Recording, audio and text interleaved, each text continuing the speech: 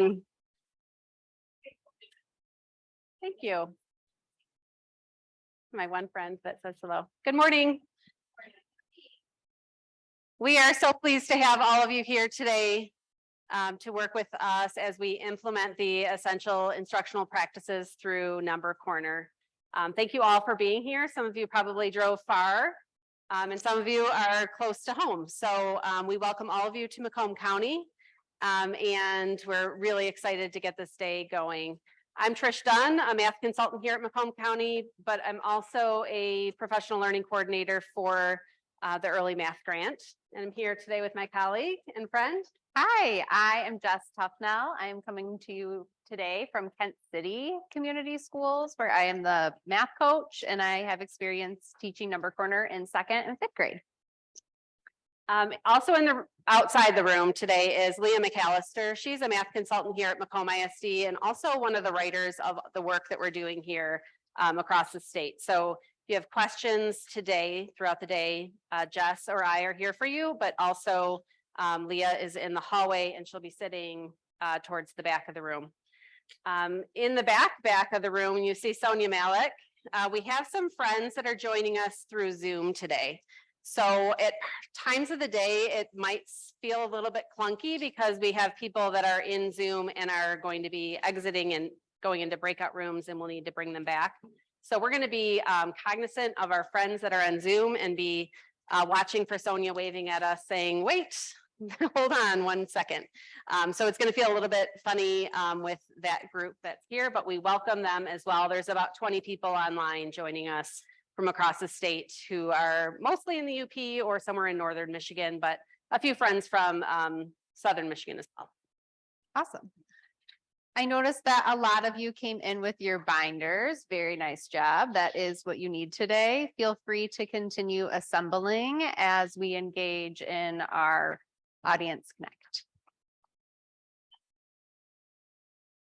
So this project is grant funded, and as part of the grant, we are going to be needing to collect some data from you most times that we meet.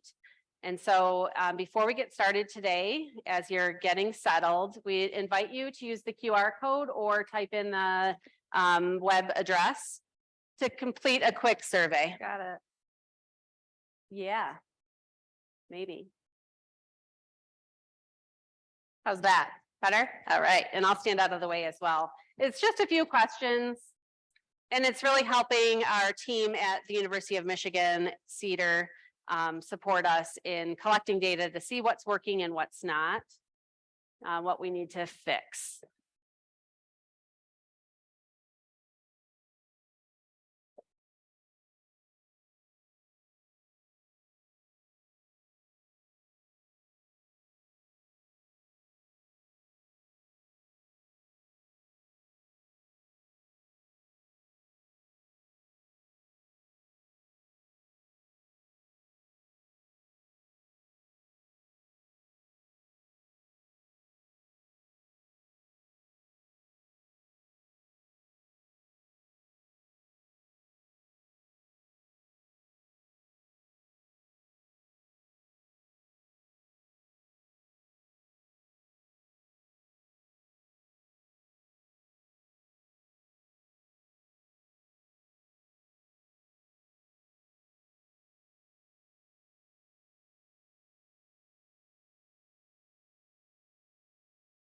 Do we like that up there? Do you want me to move it to the bottom? We need to hit record. Oh, Probably didn't tell you that. Maybe on more. that's okay. Oh, no, it says it is. Oh, it is Pause or recording. stop. Okay. Tony maybe did that for us already, or someone in the background. Right. Do you want it at the bottom though, so that we can see? Whatever makes you comfortable. I think they just couldn't see the QR. Cool. Give us a thumbs up if that was enough time for the survey. It's just a few questions and. Okay. One hot mess. We're glad you're here. Take your time.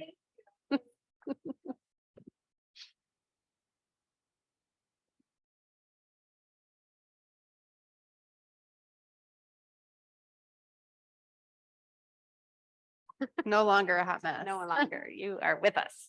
All right.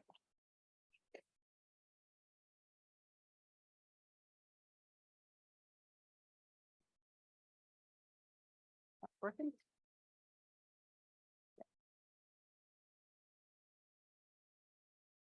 So you all signed on for a project that we're calling Early Math Essentials in Action.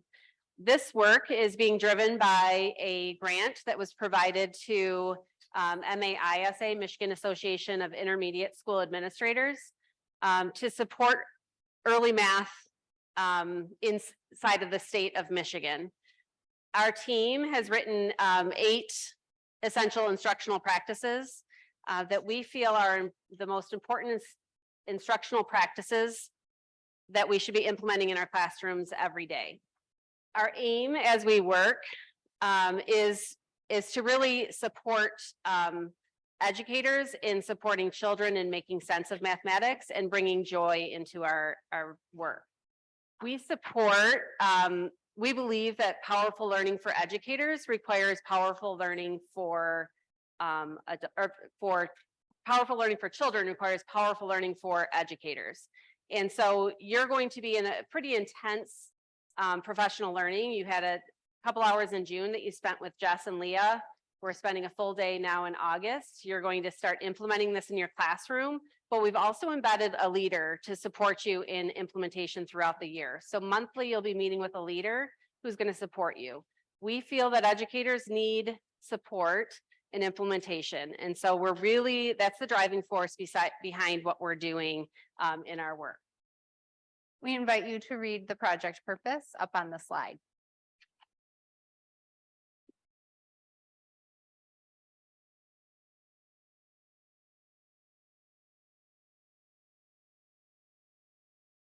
We have a few things that are living in our space today. We have our agenda, which is also living right here. I'll speak to a few of these things and then talk about a few of the items in the room, as well as make sure that you know to feel comfortable, honor yourselves if you need to get up and go to the restroom or take a phone call. We know you're all people and it is August, right before school starts. This morning, we are going to set the stage of the project so you know what the expectations are. Clear is kind, as our friend Brene would say. We're then going to have an introduction to the workouts. So if you're not familiar with Number Corner, this is going to be a great time to see what it's going to look like at your grade level. After that, you're going to have the opportunity to experience Number Corner, where we're going to role play, where I'm going to act as the teacher. Trish is going to facilitate us to be both adult learners and student learners. You can see our Number Corner display over to the left. We're going to have a lot of fun in that space or later this morning. Important thing in there that we don't have is lunch. That will tie in sometime after experiencing Number Corner. When we come back this afternoon, we will have the organization and logistics portion of our day, because I know you probably have a lot of questions about where's this going to go in my classroom? What all am I getting? How do I make sure there's enough space on my wall? What kind of bins do I need? Save all those questions. We have a parking lot in the back of the room.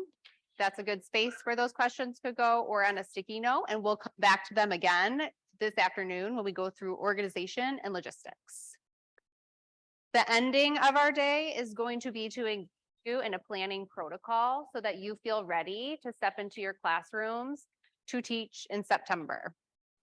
We know that this protocol might not be perfect, but we want you to feel like you have time to feel efficacious when you walk back into your classroom, like you know what to do, or a starting spot. And then we're going to take some action. I'll just add that logistically, there was breakfast in the hallway that'll be out there for probably another 20 minutes or so before someone comes by and cleans that up. Restrooms are down this hall this way, or if you head past the nice staircase to the right, there's some restrooms that way as well. There's also a water filling station if you head down that hallway. If you need water, there's lots of water out there though, bottles of water if you prefer that. So please feel free. We will have a break in the morning and a break in the afternoon, but if you need to step up and take a call or use the restroom, please go ahead and take care of your business. Up on our screen, we have our outcomes for the day. They also live right here in case you feel the need to come back to them. I'll give you a second to read.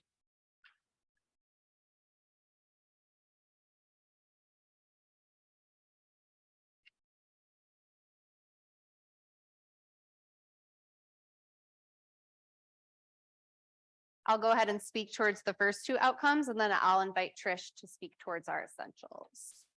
Really, by the end of today, we want you to have a good idea, like I said before, of what Number Corner looks like specifically at your grade level or the grade level you will be supporting. We want you to have an idea of where you're going in September. And then our goal for our project is to support educators in implementing the essential instructional practices. Number Corner is going to be the vehicle for you to implement those practices. We'll find today we'll make connections between the essentials and the guiding principles inside of Number Corner. So you can see that like we chose this because they're already embedded. We just need to support you in implementation. That brings us to our inclusion activity. We are all here because we believe in providing quality mathematics instruction for kids, and part of that includes joy. So in a second, I'm going to invite you to stand up and find a friend in this room that you do not know. So somebody that does not teach in your district, someone new. We're going to connect with people across the state. I see a lot of, I'm so sorry. It's early, I know. I'm going to invite you to stand up, find a friend, and engage in what part of math brings you joy. When you see us in this space, you can come back and thank your partner. What questions might you have? Happy chatting.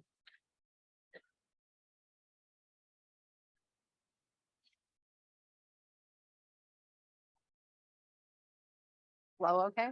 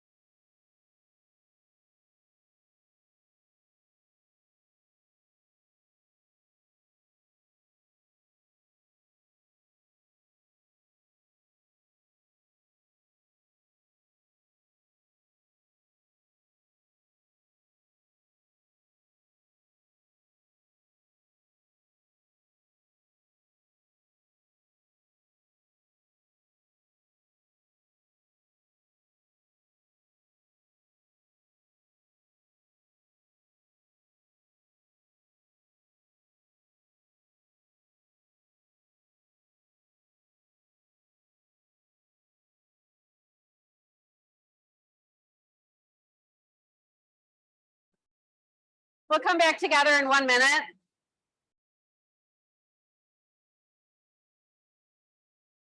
Suddenly so thirsty.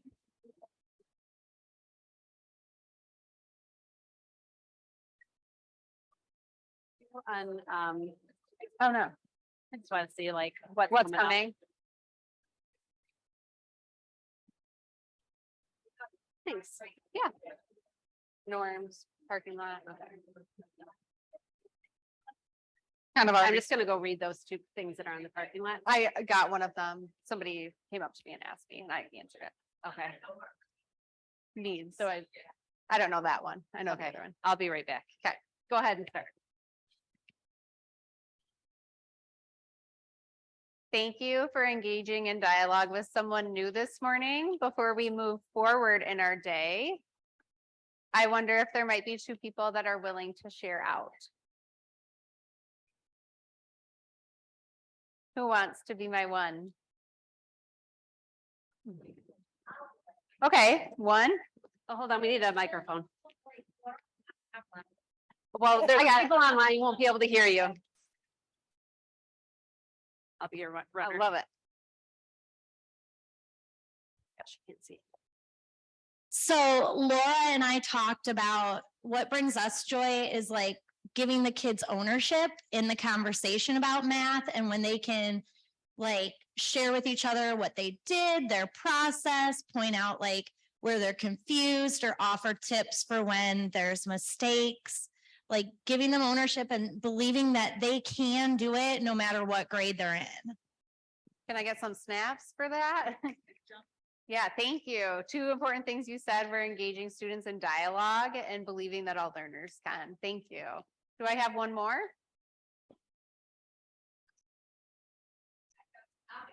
Well, our friends online need us. Yes. They won't be able to hear anything if it's not in the mic. Just when the kids volunteer and say, I'll teach it, like when we get to a 4, and I always say that means you can teach it. They're like, wow, who can I teach it to? They love that. So that brings me joy. Thank you so much. Yes. Yeah, snaps for that one too. Absolutely. Oh. Got Taylor coming back. My clicker can't see very.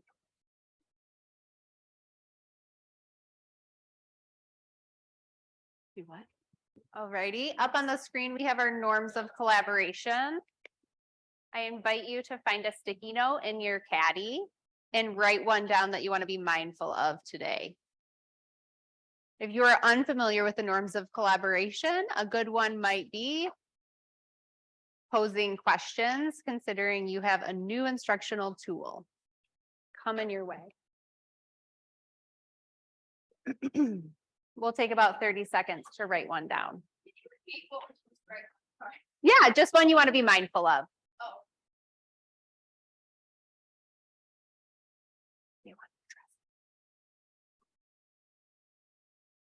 Yep.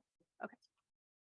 Do you want me to invite you to after this? Or- Next what comes up, I'll actually pull them down and talk about them. Be a good model.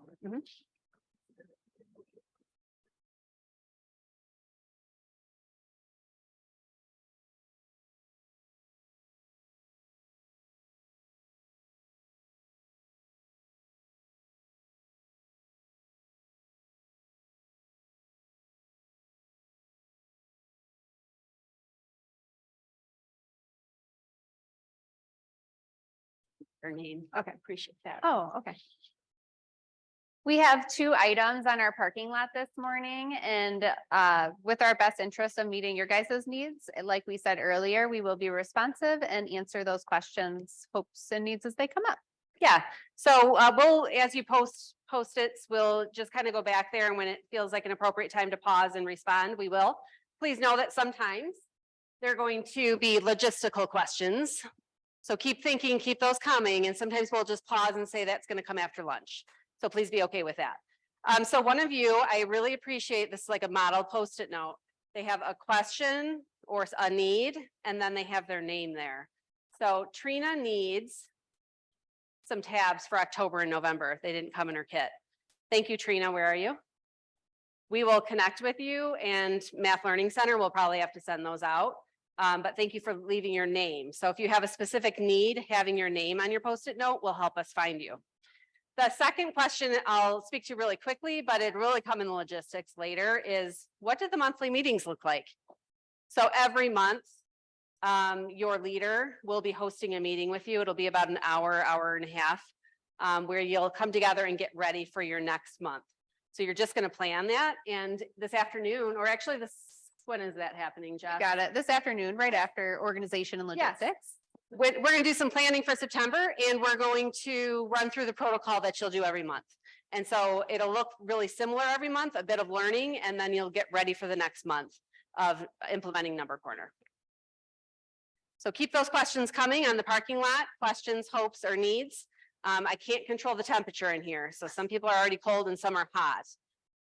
I can't help with that. But other than that, keep those questions coming. Thanks, Trish. Alrighty, that brings us to setting the stage. So we are going to revisit some of the same visuals we used in with the project is going to look like over the course of the school year. So up on the screen, we have our Number Corner sort. Can you give me a thumbs up if this looks somewhat familiar from our June virtual PD? See lots of thumbs up. This is the correct sort. If you remember, we were invited to dialogue with teams what we thought Number Corner is and isn't. So I invite us to have some dialogue with our table groups of what we notice. So what do we notice Number Corner is and is not? Go feel free to read and then engage in team dialogue.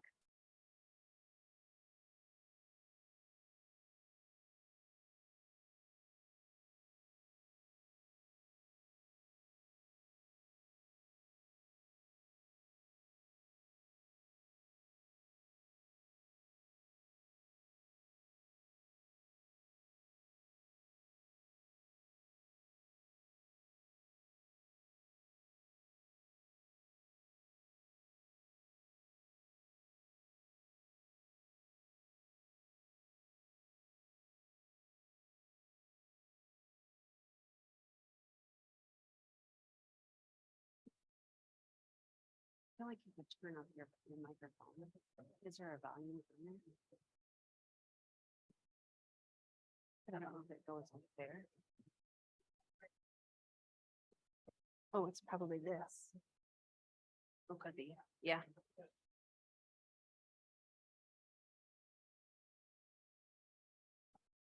Yeah, I'm going to be really loud.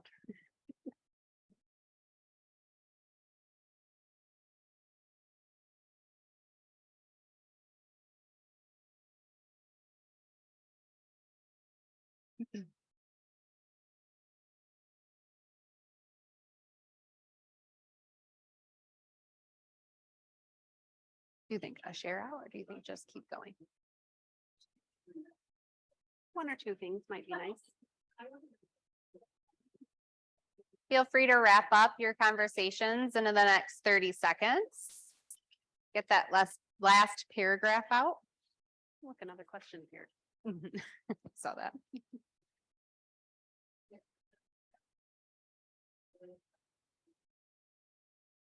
We're really going to use that today.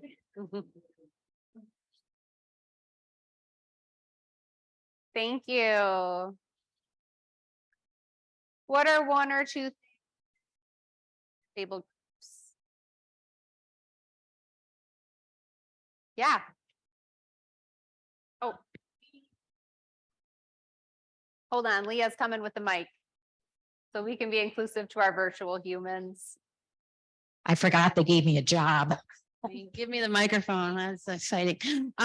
So we noticed in the yellow that it's a complement to any K-5 curriculum resource. So no matter what program that we're using across the state or within counties, that it's going to pair well, with. Yeah, anything in that we're addition doing. to whatever math curricular tool you're using, you have 20 minutes you're going to be doing Number Corner in. Right. Thank you. What else?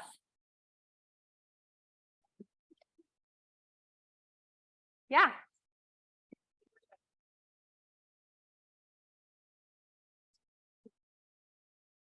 right, we were just talking about.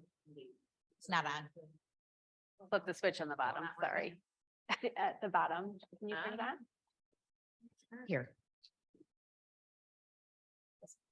Oh, yeah, even when I turn.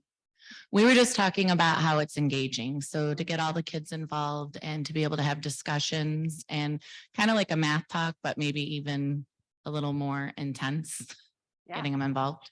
Yeah, there's going to be a lot of opportunities for math dialogue between students. Any other dying thoughts before we move forward? Sonia, anything from our virtual friends?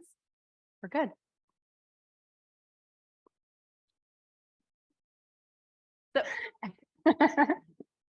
So when our early math team chose to use Number Corner as our vehicle, we saw it, the reason is because we saw a clear alignment between the guiding principles from Number Corner and Math Learning Center and our essential instructional practices.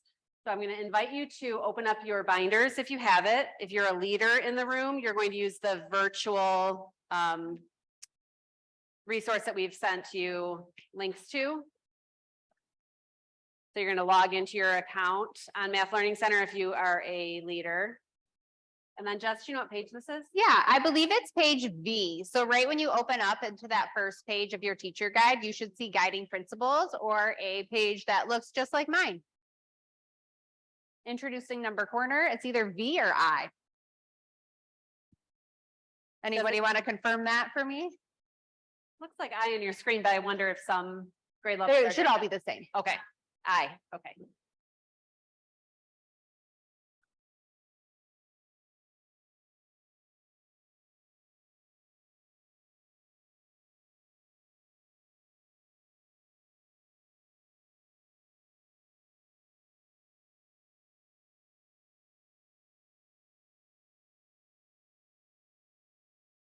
Looks like we're all there.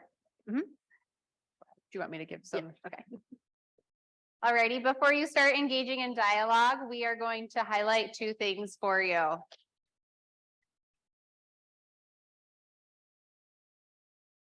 In order to live into the essentials and values, we have to continue to revisit them. So we know we gave you a really brief introduction in June.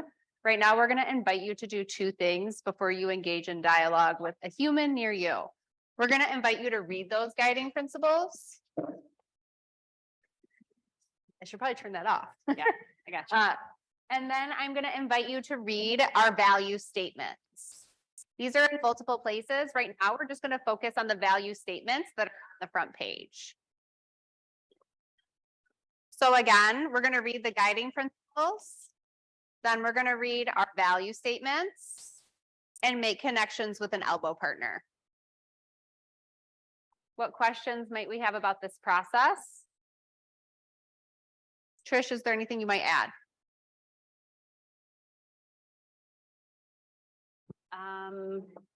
I will just add that this is a new version of the essential instructional practices. You'll notice that it says draft across it. We did some revisions this spring and have extended it. The one that you saw in June went to grade 3, and this version goes to grade 5. The format of it looks really similar that Leah and Jess introduced you to. But you'll see the values at the front, which is all that Jess is asking you to read right now. There's also a more lengthy version of the values towards the back of the document. So if you have wonderings, you could take a peek back there if you're interested. How much time do you think sounds fun? I would think like 5 to 7 minutes of quiet time just to do some reading. And then when you feel comfortable and have eye contact with your elbow partner, you can start your conversation and we'll come back in about 15 minutes. Sound good? Yeah. Happy reading.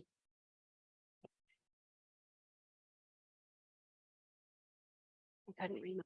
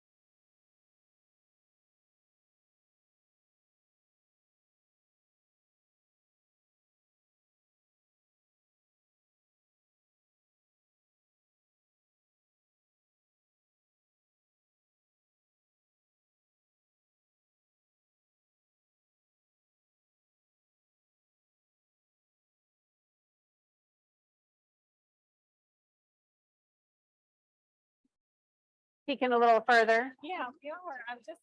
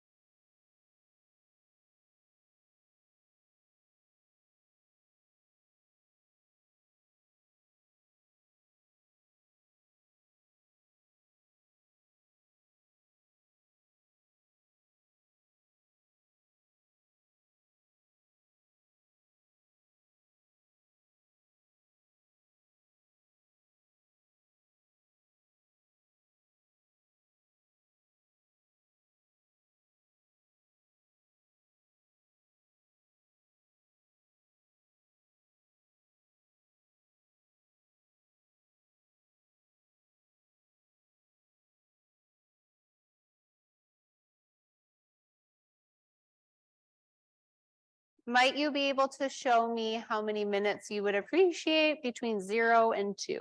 So if your group feels ready to move on, you're gonna hold up a 0. If your group is really still engaging in some good dialogue, you're gonna hold up a 2. If you're somewhere in the middle, you're gonna hold up a 1. I see mostly zeros. I see 1, 1. So let's wrap up our conversations in the next 30 seconds to meet the needs of that group and bring our friends back if they're in a breakout room virtually.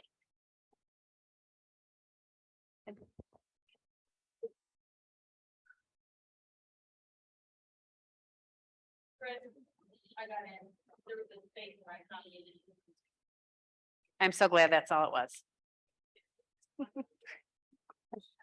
Those are the best answers. Could you write that on a Post-it note so we can say we did it?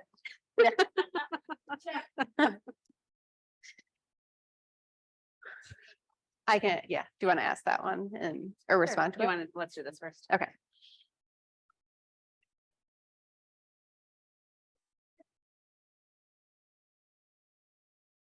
What connections were we able to make between the values of Michigan mathematics and the guiding principles of Number Corner? I heard a lot of really good dialogue, and Trish, I'm guessing you did too, as you walked around. How might we come together to engage in some of the same learning? You can be my 1. Who would like to be my 2? Great. 1.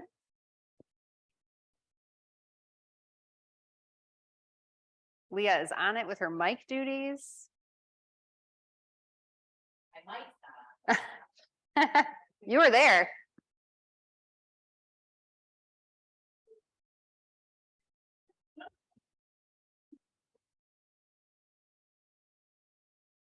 I did run track in college.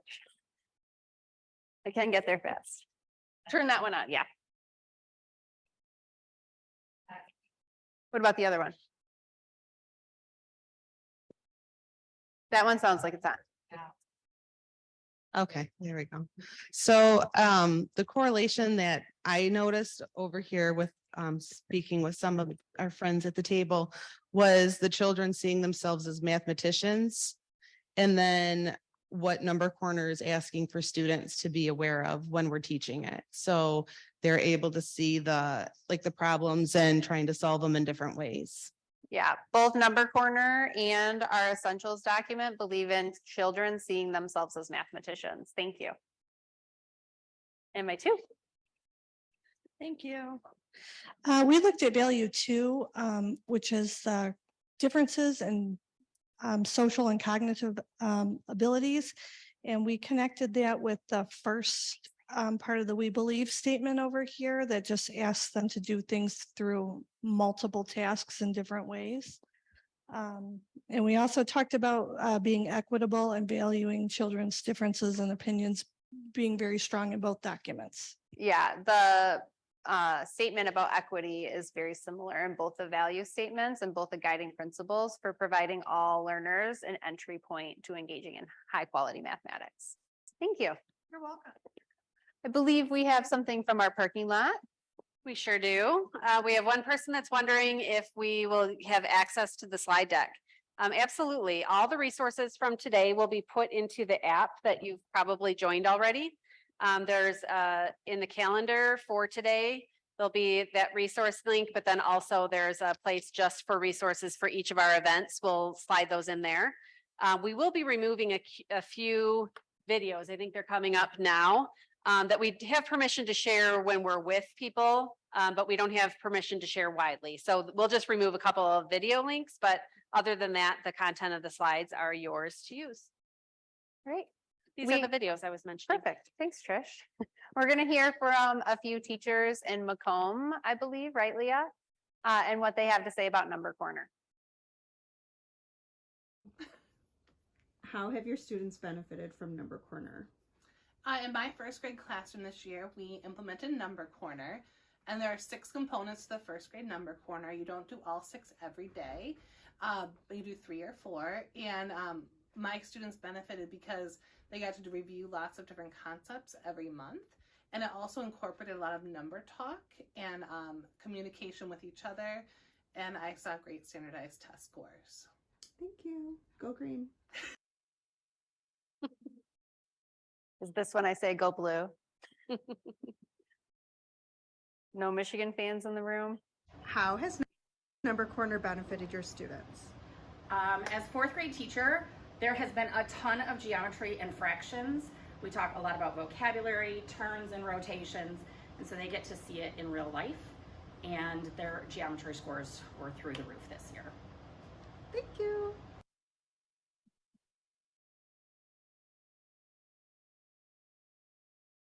I'll just pause for a quick second. The coach for the two educators that we just saw happens to be in the room. Megan, I'm going to put you on the spot. Is there anything you'd like to add about things that you noticed as a leader of these two educators?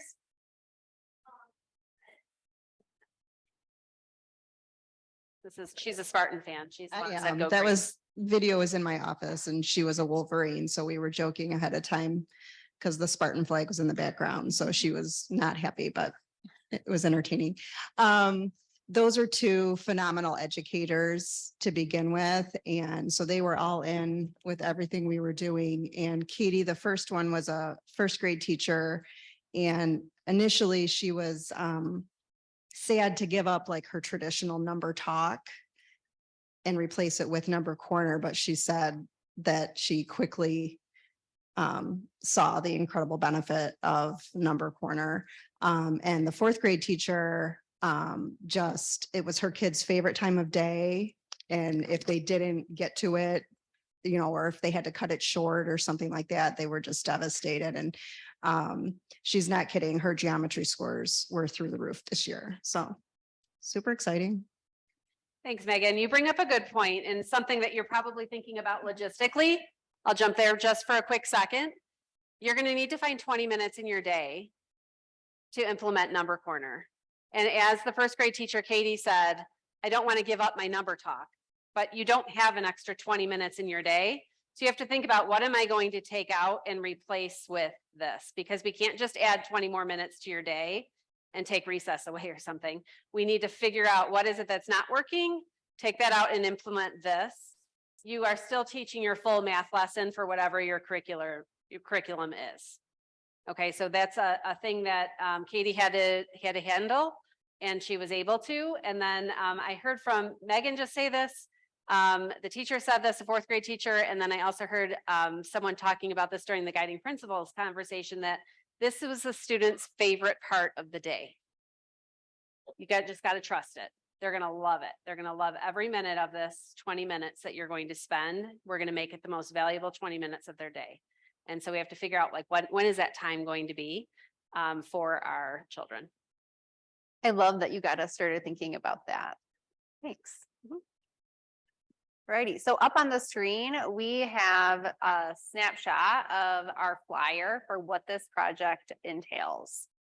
So again, if you're a leader, you signed up to support your teachers that are implementing Number Corner in various ways. That might look like being in their classroom for coaching. That might look like modeling a lesson for them.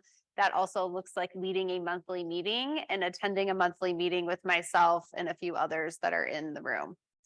As a teacher, that looks like, yes, 20 minutes of your day. Whoever signed you up for this project has said that that time will be in your schedule.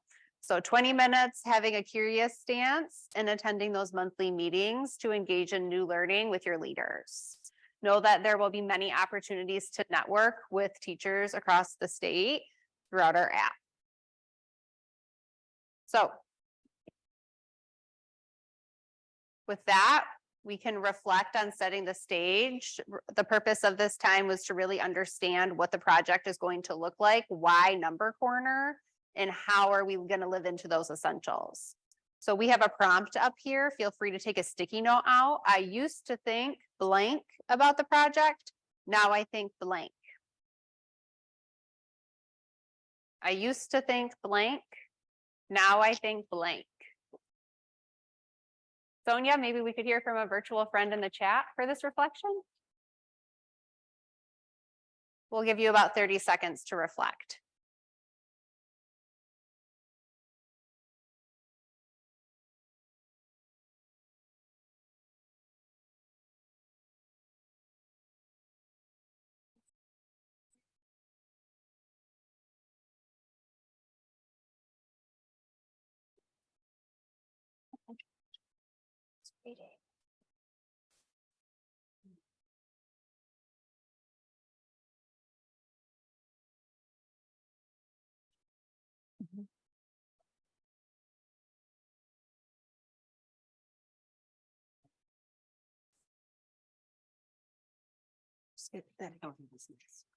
So do this.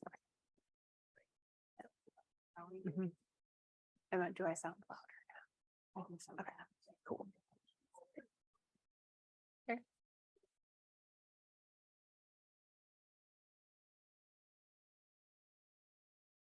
Sounding like table groups are starting to engage in dialogue. Should we invite them to stand up and find friend? Yeah. We're gonna invite you to stand up and find someone new to share your think and reflect with. So again, we're gonna stand up, bring our sticky note with, and engage in dialogue with a new friend. Working for me. Is it working? Yeah. Test, test, test, test. There's usually so many groans when you ask people to get up. I know. Yeah, I love getting up Yeah. during learning. Like, yay, a new friend. Someone posted, on social Oh, yeah. media, Oh, that's how they eat. I don't, just tell them what I have to do at the beginning of the year and I'll just do it. Let me get back into my classroom and they're like, I don't want to make another poster. And I was like, why? yeah, why It's so not? fun. That's like the best part. It's like these, so fun.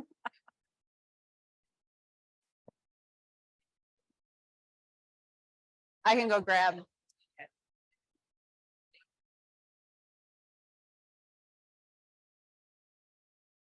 Most people I've noticed are with face to face. That's Which is why interesting. many are not using the chat. I think they're having discussions face to face. There's about 5 or 6 that are in the main room that are individual. So if anything pops up, I'll just raise my hand. I think most. So don't call them out. Yeah, most are having face to face discussions. The chat. has They're been just, all in. like they're asking logistical things, but not really sure. Okay, thank you for that. I just wave my hand. Yeah, wave it at Yeah, right in front of me. She has the mic and I'll go with that. Okay, feel free to chime in at any time. Yeah. Oh, I would love facilitator feedback from both of you. I said I would love feedback at the end of the day from both of you guys. Thank you. Like she's taking adult learning principles. Like she's taking adult learning principles. I love adult learning principles. I use that learning every day. I can't wait for the second. Oh, yeah. I'm Yeah. so excited. Andy's doing a coaching thing for us too. Oh, I want to come to that. Yeah. I love that.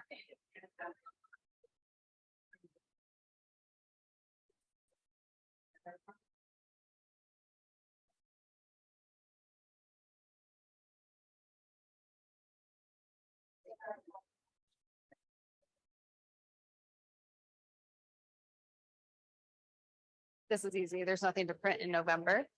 Yes. And this One in already. And we all get 2 extra binders, whiteboards, markers.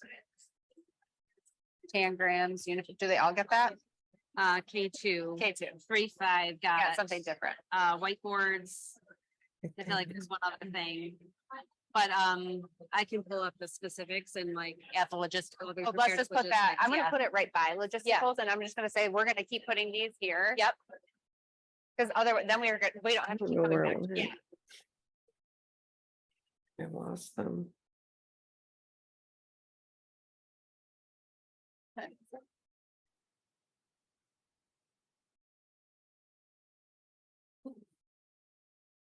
Feel free to thank your partner and head back to your space.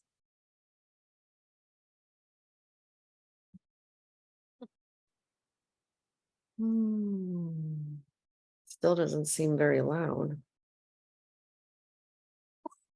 What was that? Might be someone next door.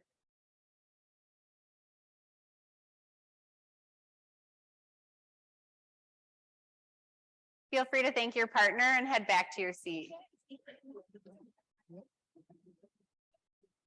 What was A minion. I wonder if there's someone in that room. it? Must be. They unmuted. Yeah.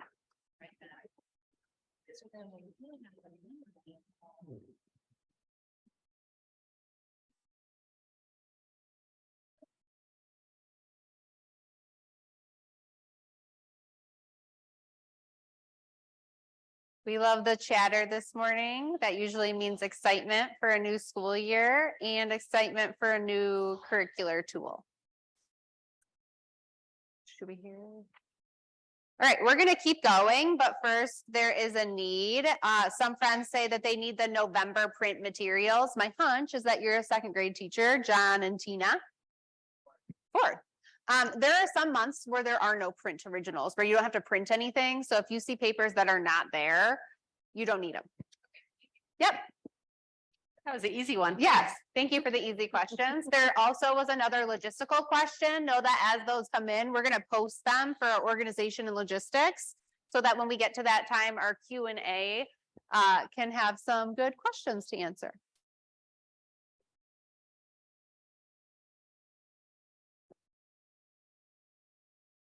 So this brings us to the next portion of our day, which is an introduction to the workouts.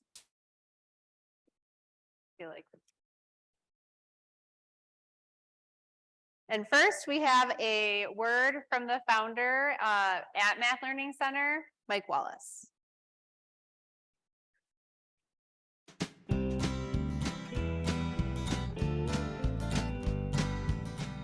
Hello, I'm Mike Wallace, Vice President for Educator Support with the Math Learning Center.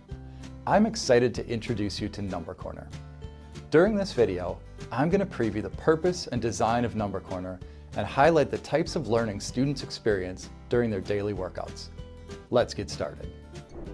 Number Corner is a daily, 20-minute, inquiry-based skills program focused on developing mathematical reasoning. The program distributes learning and practice throughout the year, giving your students multiple opportunities to engage with concepts and practice important skills. At each grade level, Number Corner is composed of a series of daily activities called workouts. 3 of the workouts, Calendar Grid, Calendar Collector, and Computational Fluency, can be found in all grades, kindergarten through 5th. While the final 2 workouts vary depending on the concepts and skills of students' grade band or grade level. During the workouts, students engage with visual models to identify and describe patterns, build a meaningful understanding of concepts and strategies, record and analyze data, and build computational fluency. The workouts in Number Corner are more than simple routines. They're engaging, rigorous, and provide students with an opportunity to develop conceptual understanding, number sense, and procedural fluency, all in the context of problem solving. Over the course of a school year, students return to important concepts and skills, using new contexts, new models, and more complex situations. Research shows this approach contributes to deeper conceptual understanding for students. You'll learn more about Number Corner during your Getting Started workshop and when you explore your grade level teacher guides. For now, there are 3 important things to remember. First, Number Corner is inquiry-based and student-centered. Second, in Number Corner, visual models play a crucial role in supporting students' conceptual understanding, fluency, and skill development. And finally, Number Corner meaningfully distributes student learning across the entire school year. As the year progresses, your students will begin to see many meaningful connections across the months of Number Corner, and you'll see students' confidence, math identity, and understanding grow by leaps and bounds.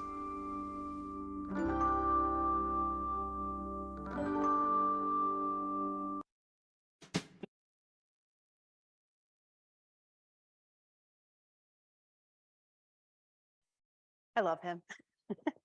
All right, up on the screen, I have a visual of all of the workouts K5. This came up in the video that we just watched. What are some things that we notice? Feel free to just call them out, whole group.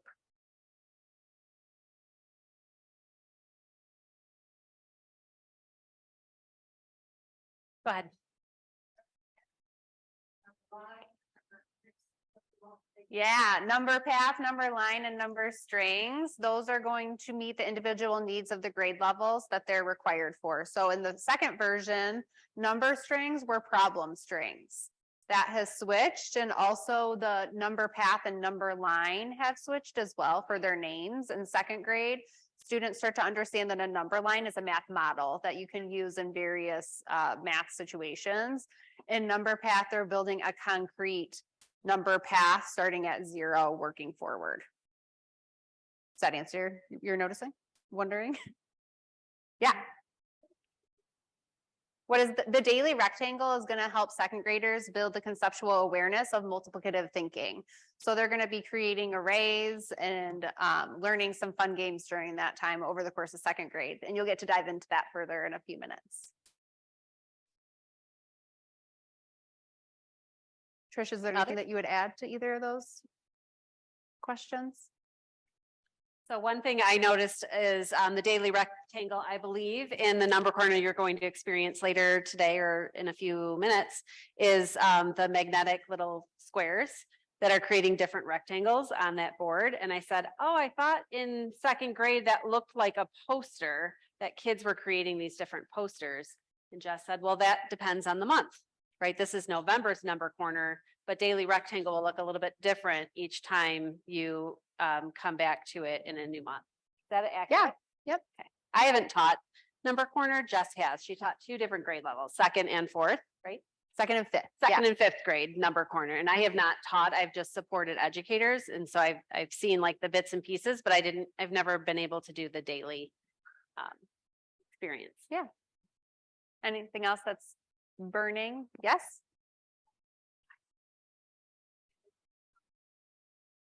Our second grade team is the one that's doing it for the first year at our school. Is it going to be, is it better if they were to start in kindergarten and follow through? Like, you guys can build on it so they go over year to year, or they can be open to independent with the second grade? Yeah, we all have to start somewhere, right? When my district picked this up, I taught 5th grade and they had never had any access to number corner before, and they eat it up like sponges.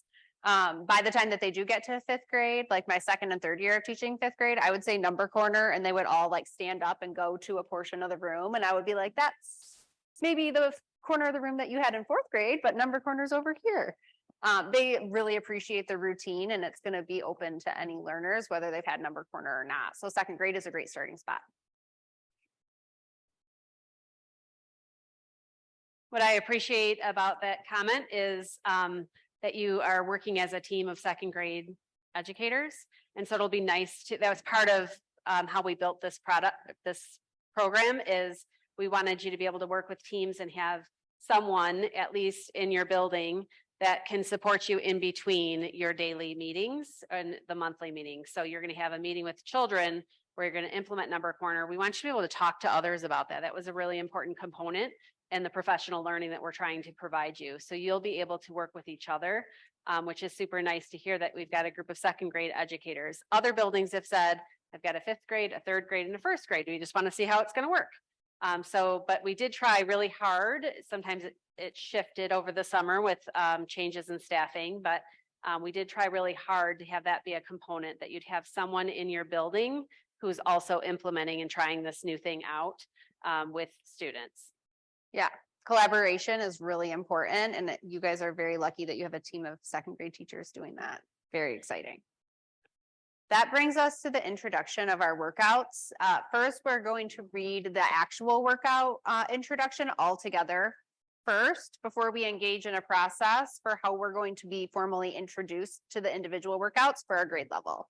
So I believe this is page, Leah, would you check for me?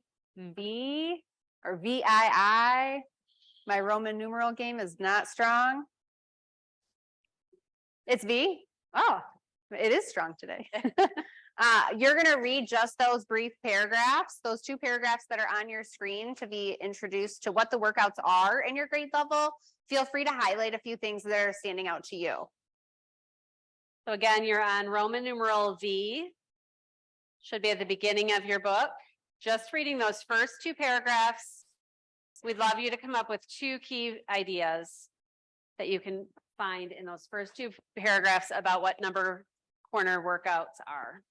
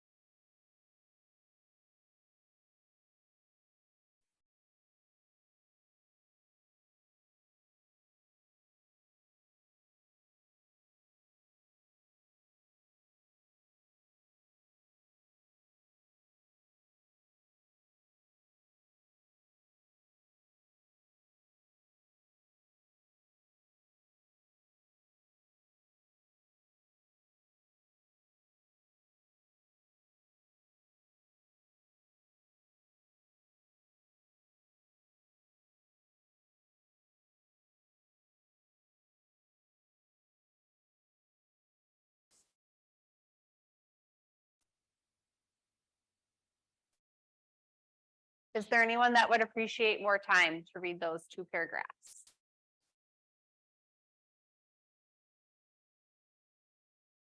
All right, that brings us to our three-step process to engage in a formal introduction to Number Corner. I have some visuals up on the screen that might serve as a good visual representation as I send you off to work with your teams. During this time, you will need to be sitting with people that are teaching your grade level or leading your grade level. So is there anyone that is not sitting with their grade level or a grade level band that makes sense to them? That'll make this really easy. Yeah, wow, thank you. You are going to have everyone read the same workout at a time. So the first step is to read one individual workout. I believe your first one is Calendar Grid. If Trish and I were a team, we would read Calendar Grid. While we're reading, we are going to notice things in the format of see, think, wonder. So again, you can use this note catcher. It's the one with the pretty like ombre purples. You're going to see things with each workout. You're going to think things and you're going to wonder some things. This is a spot where you can keep some notes. After Trish and I have individually read and thought about it, we're going to engage in dialogue. It might sound like I noticed Calendar Grid in second grade builds on time. After that, we're going to move to the next workout and repeat 5 times. So again, reading individually, thinking individually, just like we would want our kids to do in the classroom. Then we're going to engage in some dialogue around summarizing thoughts. And then we're going to repeat. Someone else what's in our happening? system will figure that out once you start. Workout. I'll tell you in a second. Don't worry. Does anyone have any questions about our process? You're going to repeat 5 times because there's 5 workouts per grade level. Again, it's going to be really hard to not want to just chit chat with your friend all the way through. Let's make sure we give everyone some think time to individually take in what each workout is. What does it say? What does it mean? What are we wondering? So in this time, each grade level has 5 different workouts. You're going to have time to learn with others that are teaching the same grade level or that are leading your same grade level. Time to think about what does this workout entail? Think and wonder about that and then talk about it before you move on to the next workout. We'll then have some conversation about each of the workouts, but you'll get to see what a number corner looks like.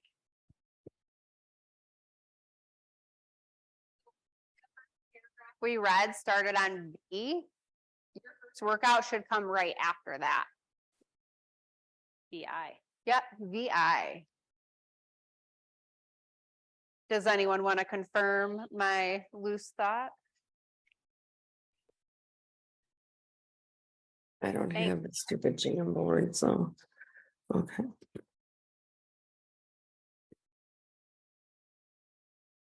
We'll find our friend Mike and ask him to change that input.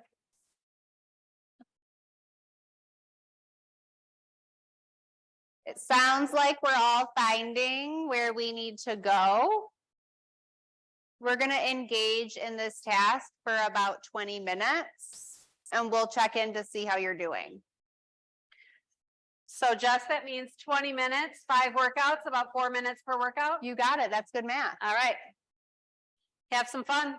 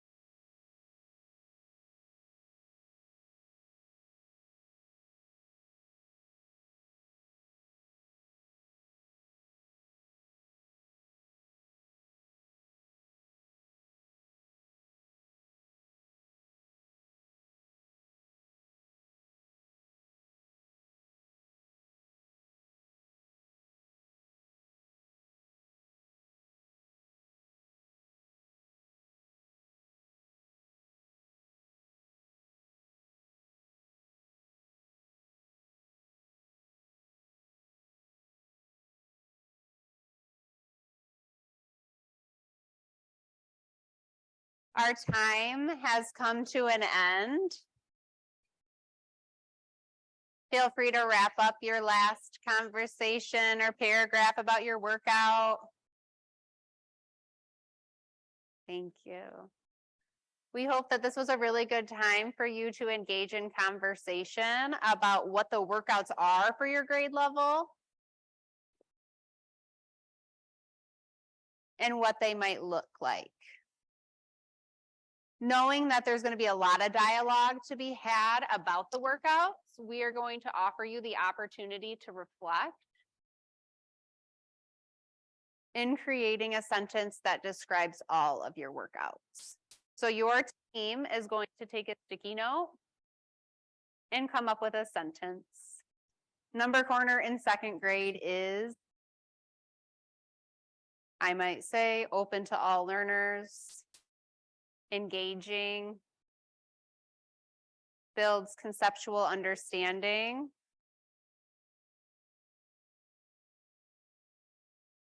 sounds like teams are already thinking. We'll give you about 2 minutes.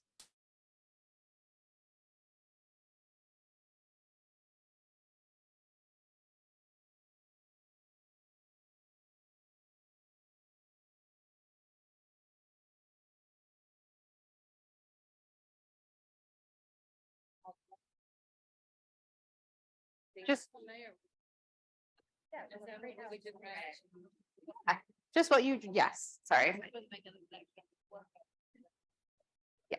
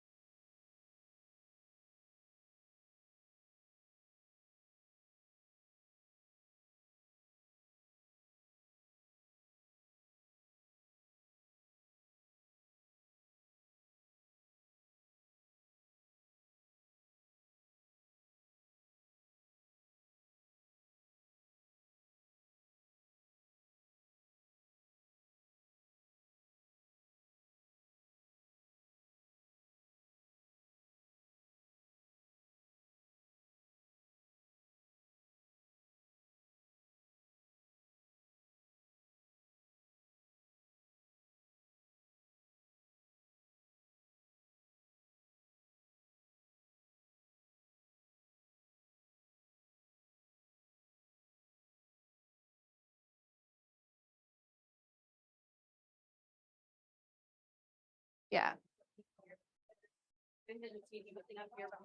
Okay, so go ahead and talk.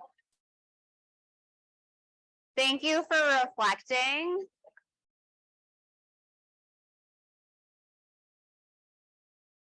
I see pictures being taken. That's fun.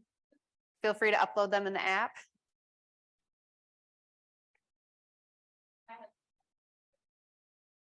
Upload that in the app too.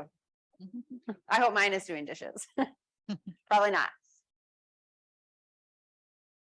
As we begin to share out our reflections, there are a few things that I want to highlight as I walked around and was listening to table groups. Everybody can take a breath. It feels messy right now. Right now, we have a new curricular tool that's sitting in front of us that we have to have 20 extra minutes in our math block for. That might be new for you.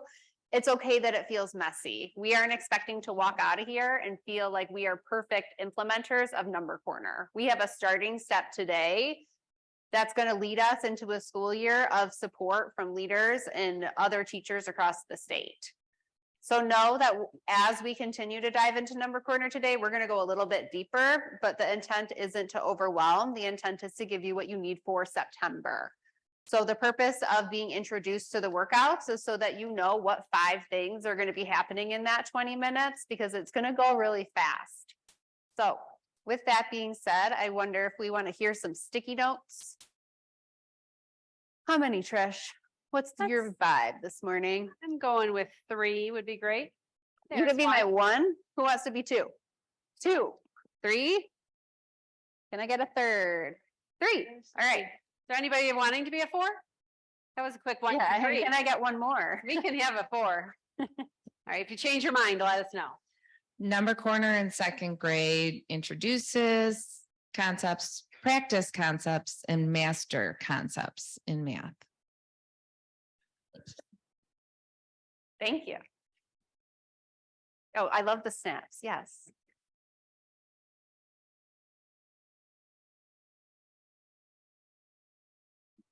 Number corners in second grade is, we just kind of have a list here, engaging, review, building on concepts, and discussion. You're really going to start to feel that spiral effect when you get into the 4th or 5th month of teaching. It's really fun. Thank you. We said all number corners in second grade encourage higher order thinking, questioning, and reasoning. I love it. Is there anything else anyone would add before we move on?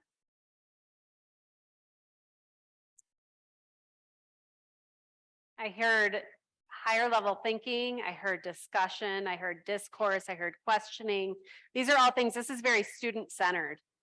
We're not going to be like empty vessels of children. We're going to listen and respond to children and help them to become better mathematical thinkers.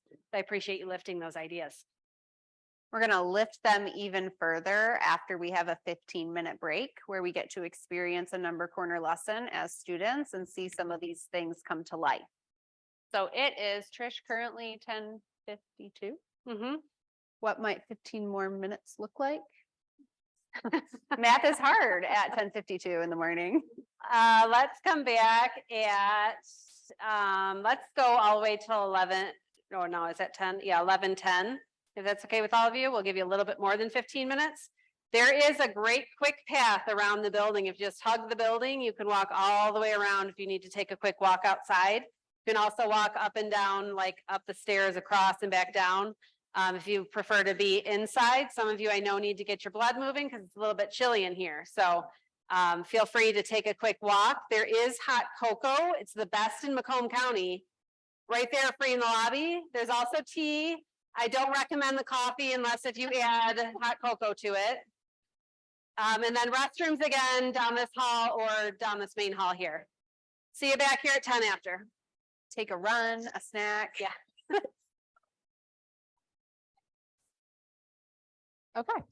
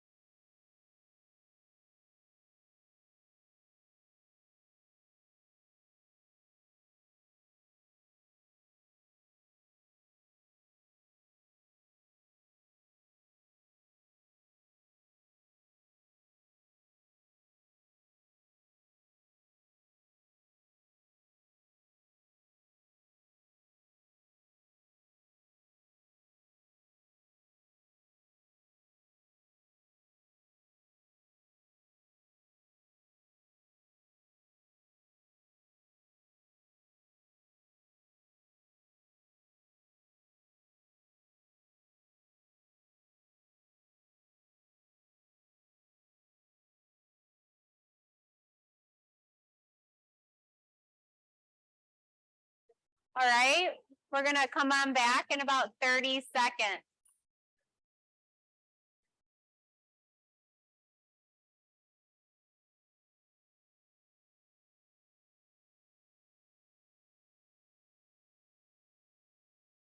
We hope you enjoyed a brisk walk and a nice little break to chat with your friends. A couple of logistical questions came up in the parking lot. We've moved those to our pile here that we're collecting. We'll talk about those after lunch. One other logistical thing that I'd like to talk about is at your tables when you came in today, there was a hexagon sticker. This is for the educators in the room who have an actual binder in our teaching number corner. We just want to recognize that your binder is being paid for by a grant. And so you're going to take that sticker and just put it on the front cover of your binder.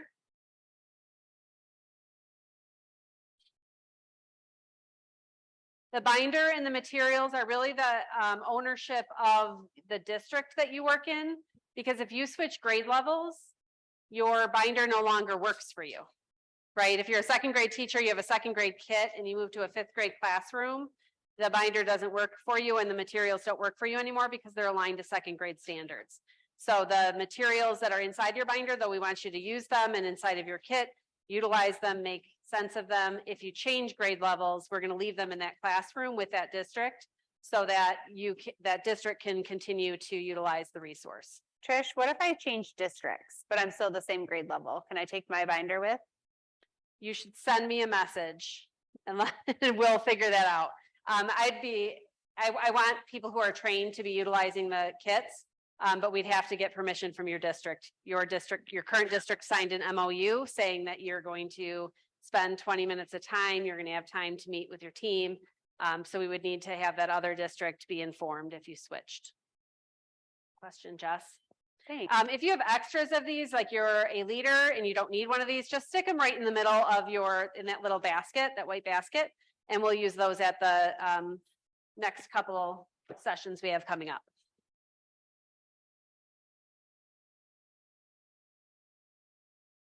Okay, so this, to finish off our morning portion of the day, we're going to dig back into those essentials.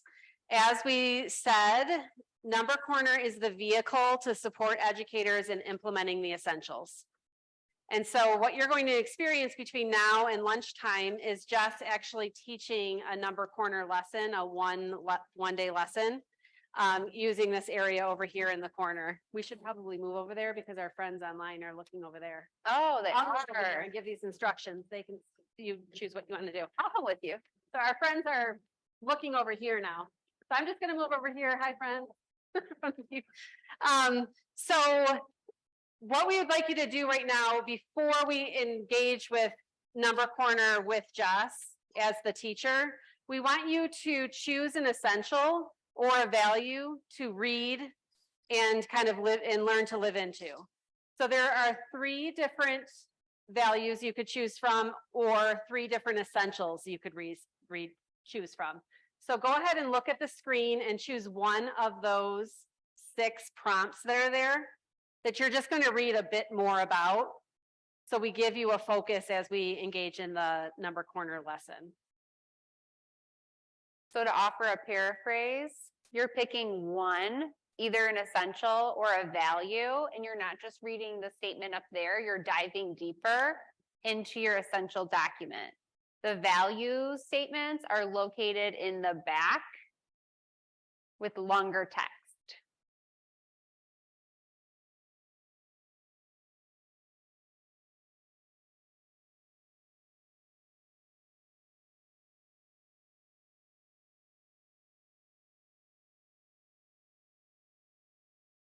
Feel free to highlight, underline, star, right in that document that you have so that you make it your own, that essential document, as you read. The researcher, Allison Fox-Resnick, would have loved that you just said that.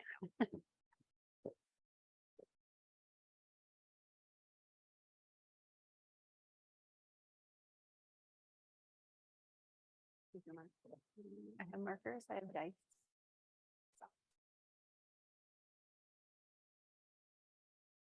Going back to second grade. Lesson plan. Oh, no, I don't. I just don't. Probably do something that's not in there. I added numbers wrong with Rusty.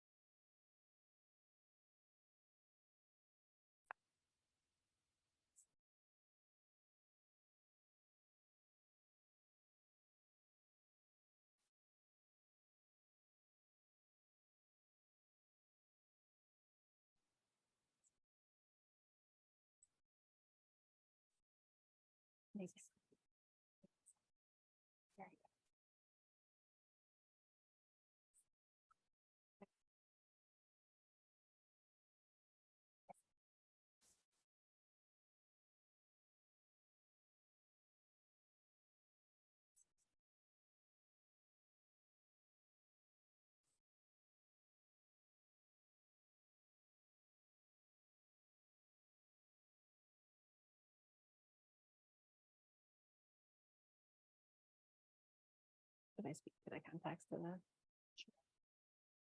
Sounds like we are beginning to engage in dialogue. Before we all move over to this space, I am going to provide some visuals up on the screen. I know I'm talking here and the visuals are over there, but in order to be equitable for our virtual participant friends, I'm going to stand here if that's okay with you guys. I see some head nods.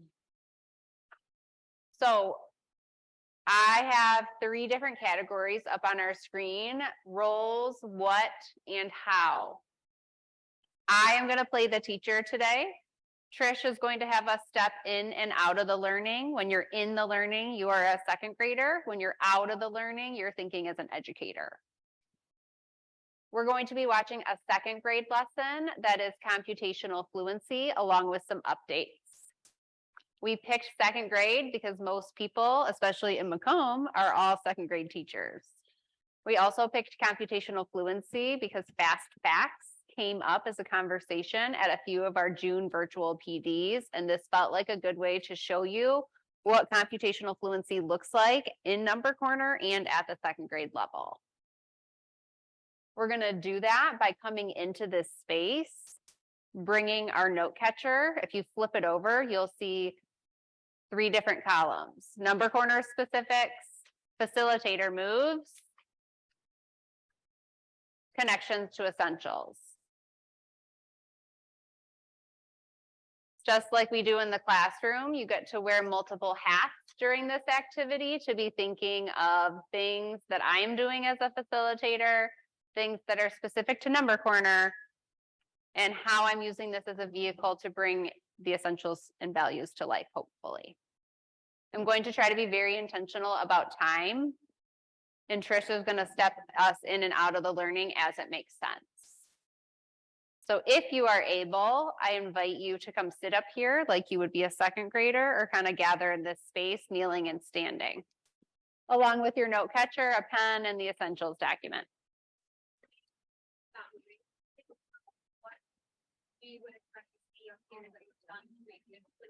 I will after seeing the time. I want to make sure that we can get through it, and then we'll talk about the logistics of it when we come to the questions. So if you have questions that you want me to answer, go ahead and write them down and I'll come back to them.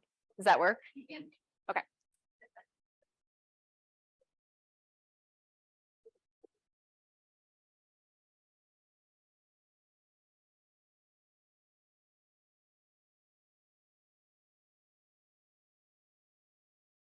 So I can be intentional with time. There are a few things that I'm going to add in to provide you some context.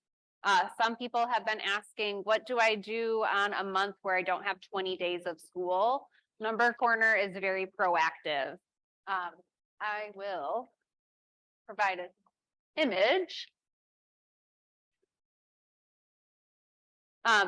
Number Corner has 15 teaching days in order to be proactive in how many days you have in school. If it were me and I'm going through and I'm saying, oh no, I had a snow day because we live in Michigan, or I was sick for one day, I'm just going to pick out the Number Corner activity that makes the most sense for me to do with my learners. It might be the one that's the most fun. I typically would pick a game like computational fluency because I know that they're getting a lot out of it while enjoying it. Use teacher discretion for what makes sense for your kids. Alrighty, we good to step into the learning? So Jess's role at this point will be the teacher. Your role, you're jumping into a student role right now. So you are the second graders in her classroom. I will pause you at times and have you go back into your educator role or leader role. Thanks, Trish. All right, hi, second graders. Are you guys ready to do Number Corner? Sounds like second graders.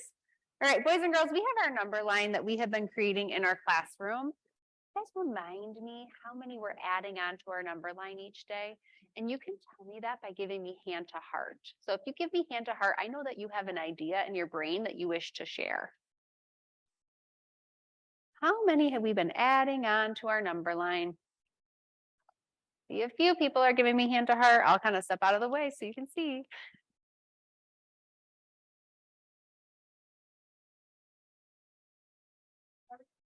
You're giving me hand to heart. That's okay. I noticed that you have your hand to heart. Would you be willing to share? How many have we been counting up by? Can everyone say 10? And when we get to 100, everyone say Century Day.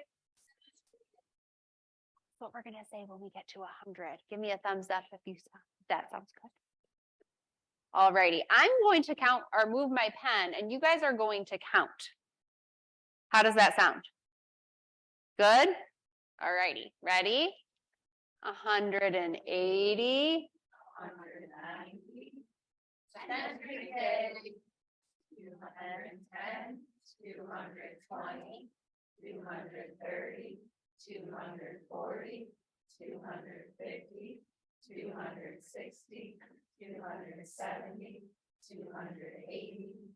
290. Century Day, 310, 320, 330, 340. Stop. I want you guys to think in your heads. Yesterday, we added 340 onto our number line. What are we going to add today? In order to not steal thinking from someone sitting next to you, you're going to give me hand to heart. That's going to give Miss Tufnell a visual cue to make sure that you have your own thinking. I'll say it again. Yesterday, we added 340 onto our number line. What's going to come today? Turn and whisper to a seat partner.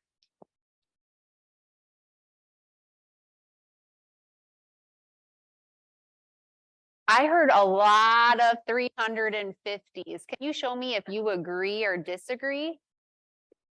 Wow, I see a lot of agrees. I saw one disagree. Would anybody like to share out if they disagree? No. So you guys are okay if I add a 350 on here? Yes? All right, can you say 350 as I write it? Ready? 350. Okay, I have one more question for you guys. I want to know how many hundreds is in 350. Give me a hand to heart when you have a thought. Really think about that. If I thought about my base 10 pieces, how many hundreds are in 350?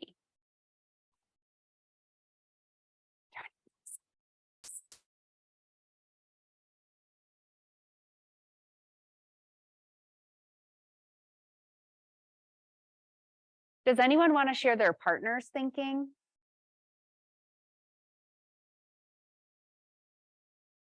Would you like to share your partner's thinking? What did your partner think? 300s, show me if you agree or disagree. I agree, 300s. We could picture those base 10 pieces, 3 mats to make 100. All right, boys and girls, we're gonna step into our calendar grid. We've looked at this calendar grid. Now, can we pause for a quick second? Is this a good time to pause? Okay, we're going to pause for a second and we're going to move into educator or leader role. So get out of your student role. You're now thinking as an educator about what, or a leader, what Jess just did. Okay, so take your note catcher and jot down any notes that you saw that are number corner specific that you want to remember. Any facilitation moves that you thought were interesting or you'd like to chat with a neighbor about. And then most importantly, remember this number corner is a vehicle for you to implement the essentials. So which part of that one essential or value that you read about did you see being enacted inside of that first, I don't know, 3 minutes? Take about 60 seconds and I'll give you a chance to talk with a neighbor.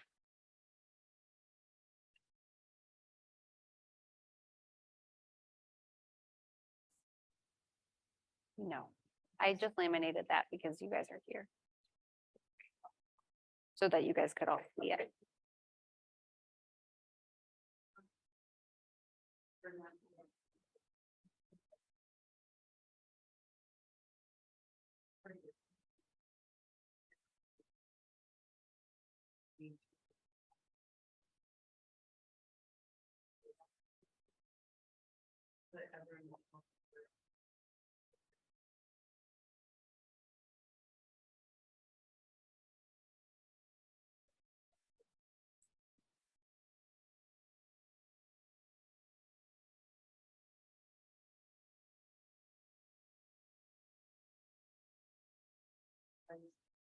I'm going to give us a chance to chat about a couple of ideas here.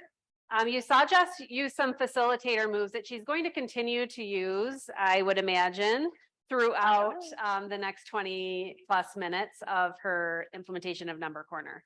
So what are some facilitation moves that you noticed and you might want to ask Jess about or that you're wondering about?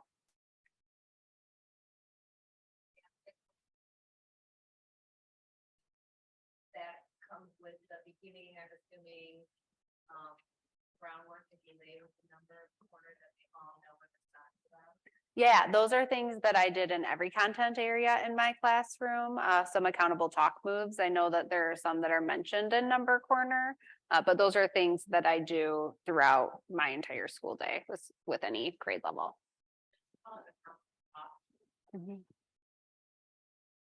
And so specifically you saw fist to chest. Is that what you called it? Called it hand to heart. Hand to heart. Okay. Hand to heart. And then the other one was me too. I agree, disagree. Acts as a really good visual cue if someone is disagreeing. One is a formative assessment, two, to be able to hear from other people in the room. Go ahead.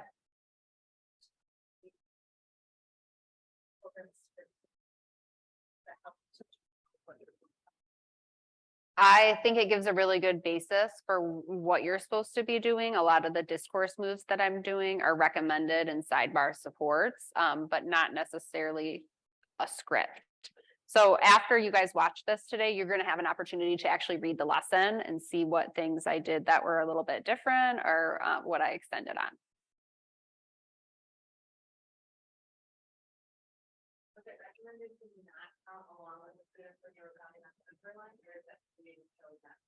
I think I just chose not to do it today so I could hear you.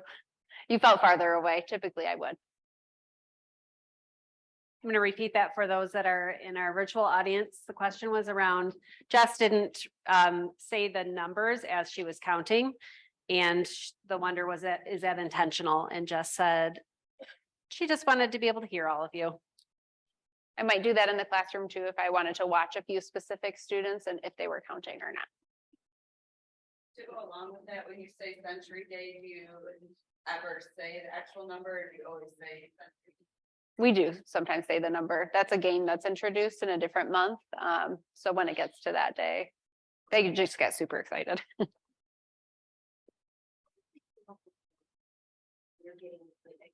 You're getting ready to write it down and then, you know, they're like 360 or something. Yeah, it makes me think of a choral count. And if somebody said something incorrect, I would pause us and I would say, turn and talk to your seat partner. What do you think comes next? And then I might have two students, I might call on two students that disagree in their thinking, and then I might have them defend it. So in this case, if somebody had said 360, I would have said, okay, let's draw that. Let's draw 340. And then let's see what comes next if I add a 10. I think you heard me mention base 10 pieces, so I probably would have just drawn right here what that looked like. Adding to that, I noticed, Jess, you gave kids time, the children, time to talk to a partner at a couple of points in the lesson that might have offered you some time for formative assessment to kind of gauge where they're at with, do they know the next number? Did that help you? Yes, and I think it also gave an opportunity to hear from other people in the room too. So two things. I was able to see if you were able to name the number that was coming next, because I would be able to see like who's just saying what their partner's saying or who's speaking first. But then also, do they really know what number comes next? Oh. Thanks, Leah. Here. Do you encourage kids to sit in different spots? So when they turn to talk to a partner, it's somebody different each day. Yes, I never had, maybe in the beginning of the year with second grade, my first year, I had people sit in specific spots. But then I would be like, okay, everybody get up and find somebody different to sit alongside. It takes a lot of community building for everyone to be able to pick a spot. And I would always say, if the spot doesn't work for you, make sure you are sitting by humans that you could work alongside. Can't say it worked every time, but I didn't have assigned sit spots.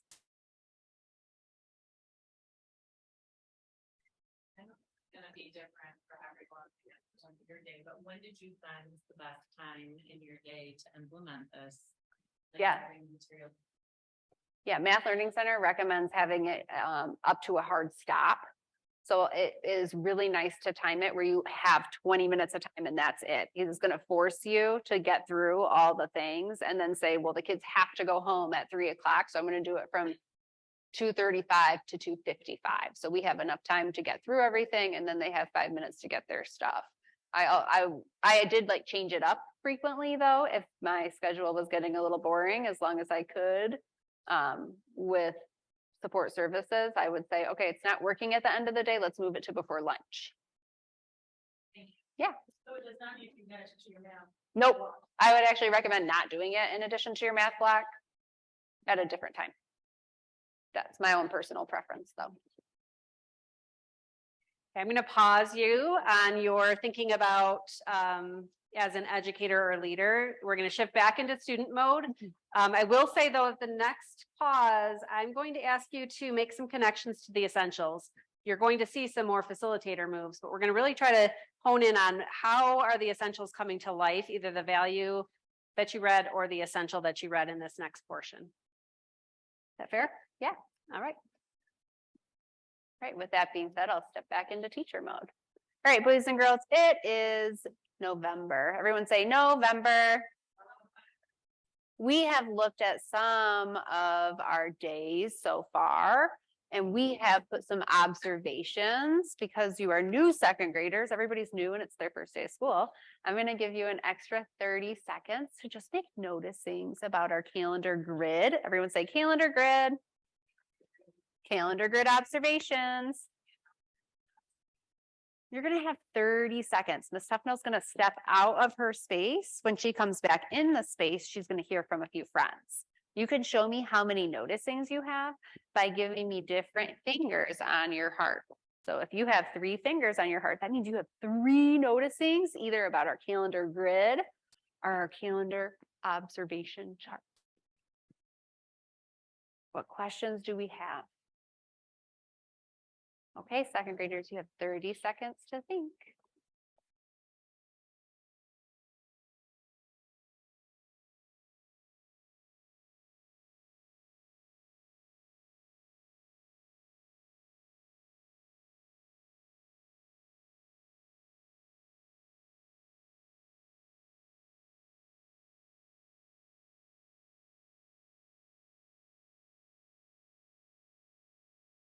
Wow, some friends have 4 noticings. Oh my goodness, some friends have 3.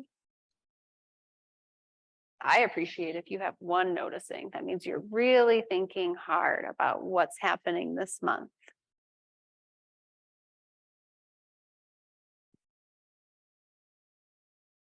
Who would appreciate sharing out a noticing? You might use the sentence, I notice. Who would like to share out a noticing? I'm going to call in 3 friends today. You can be my 1 who wants to be my 2. You can be my 2. Would you like to be my 3? Awesome.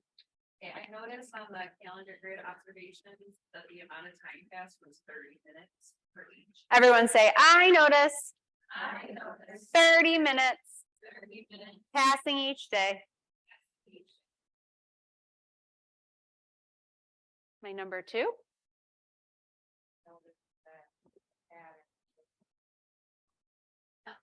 Everyone say types of clocks. Analog clock. Digital clock. What did you notice about that pattern specifically? I noticed that the different types of pattern with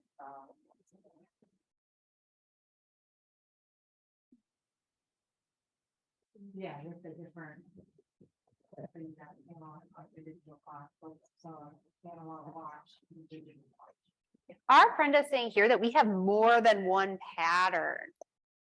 You're noticing that we have analog clock, digital clock, analog wristwatch, digital wristwatch. Can you turn and paraphrase that to a seat partner? Our friend number 2 noticed blank. Yeah, snap it out.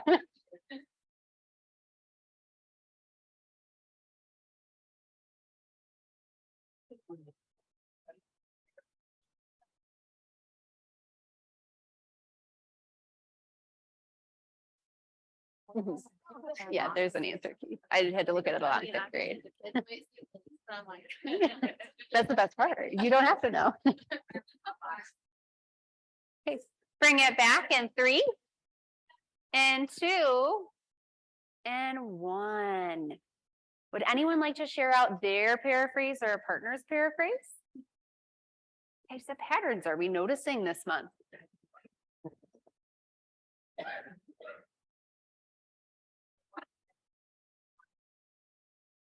Everyone say that. Clock, clock, watch, watch.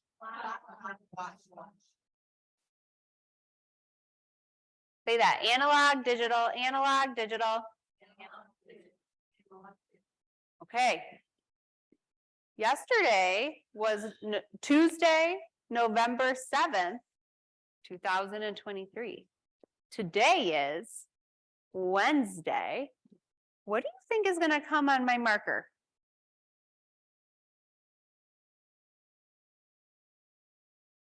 Turn and share with a seat partner.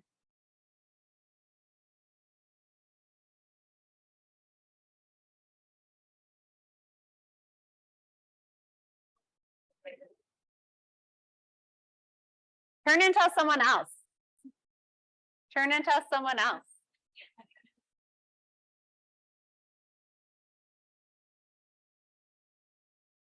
Bring it back in 3 and 2 and 1. Is there someone who wants to be really brave this morning and share out that hasn't shared out yet? Who wants to be really brave? I notice you have your hand to heart. Does that mean you would like to share?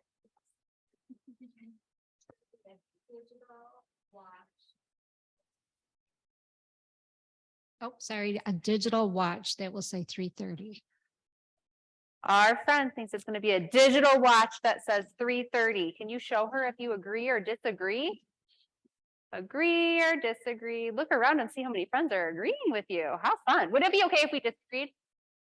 Would different thinking be okay? Yeah, it would be. All right, you ready? What is it? Digital watch, 3:30. All right, the last thing we're gonna do, boys and girls, for our calendar grid is we're gonna go ahead and we're gonna fill out our chart, okay? Does that sound good? Now, because I know you guys are readers and writers too, you're gonna say your sounds as I write. Give me a thumbs up if that works for you. All right, today is and what kind of clock was it? What was it? Let's clap that out really quickly. Ready? Digital. What are my first sounds? It. Say the sounds with me. Digital. What is it? Wrist watch. What time was it? Turn and tell your seat partner, what do you do at 3:30 p.m.? Where are you at then? Still working.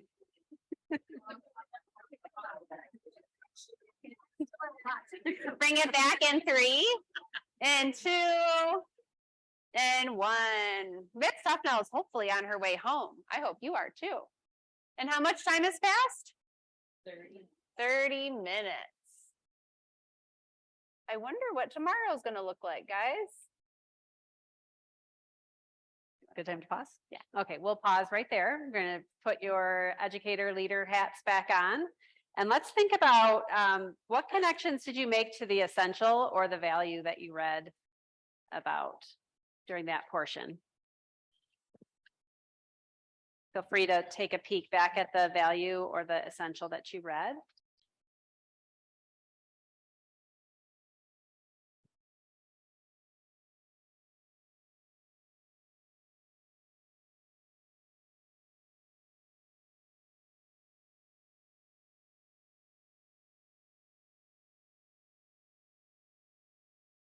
Then go ahead and chat with a partner, an elbow partner, and describe a couple of things that you noticed.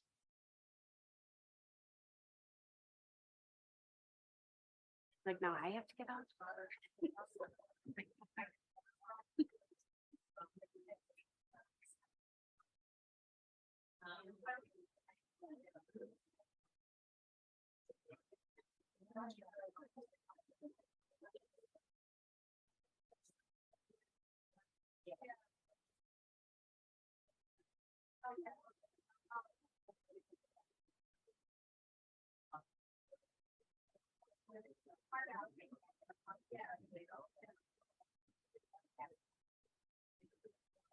Didn't read the lesson yet. We still have to do this. And is there one more thing? Or nope, just this. Okay.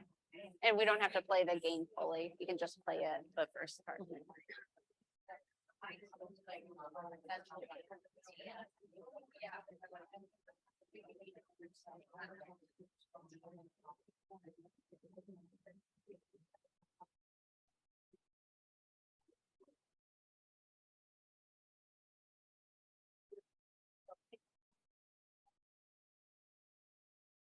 Okay, and pause your conversations. I'm going to share out a few ideas of things that we noticed that Jess did to help live into the essentials, either the values or essential 1, 2, or 3, value 1, 3, or 5. It'll sound something like this. You can either share something that you noticed or something that your partner noticed. So it might sound like, I noticed that Jess used some moves that supported equitable participation, such as, you could fill in the blank there. Okay, I'd love to hear from at least 3, but we can open it up to more. And Jess, I'm sure will provide commentary of decisions that she made to be supportive of implementation of the essentials as well. Do we have a 1? Thank you. You could be our 1. Okay, so we focused on value 5, specifically building those authentic relationships. So even when you just said something simple like share with a partner, what do you do at 3:30? It just gets them talking and valued and talking about themselves, and kids love talking about themselves. So just Thank you. Providing real life context, right? We're all doing something at 3:30 and it's math related, whether we realize it or not. And? Thank you.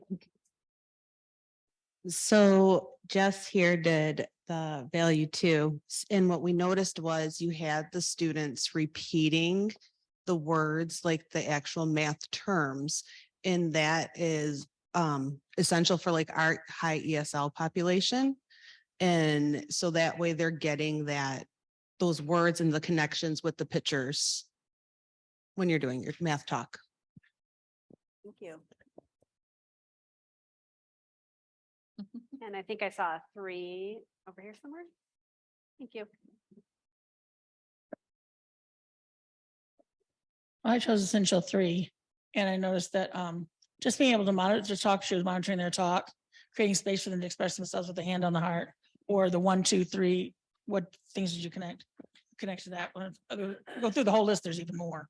Yeah, yeah, a whole list of things that Jess has really intentionally thought about in terms of the moves that she's making to have that equitable participation.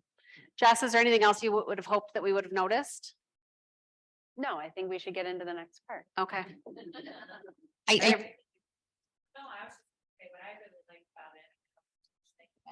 But I just like that no matter what level a student's at and their learning ability, they can be included. Like when you notice the 30-minute interval, you could see people going, oh, I didn't notice that. Or as simple as knowing that the date is the 8th, like no matter what level of learning they're at, they have something to be thinking about.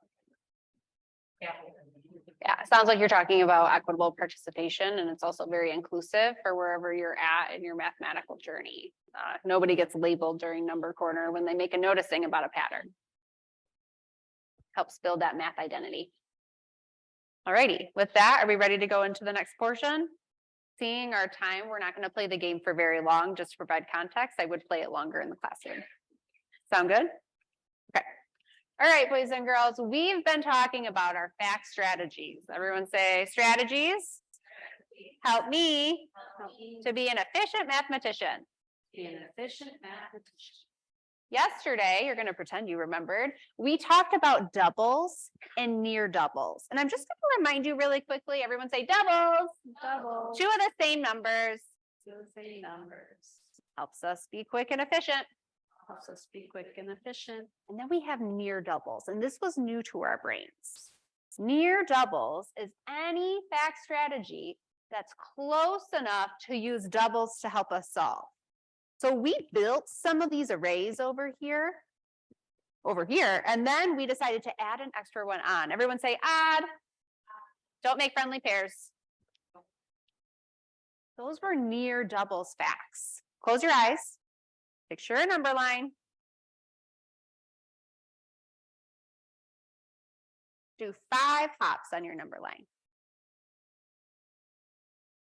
Now, if I'm going to add 7 more hops on, instead of individually adding 7 hops, I'm going to add 5 more hops. Everyone say doubles.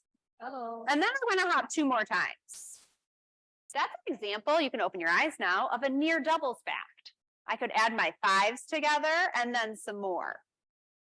Say near doubles.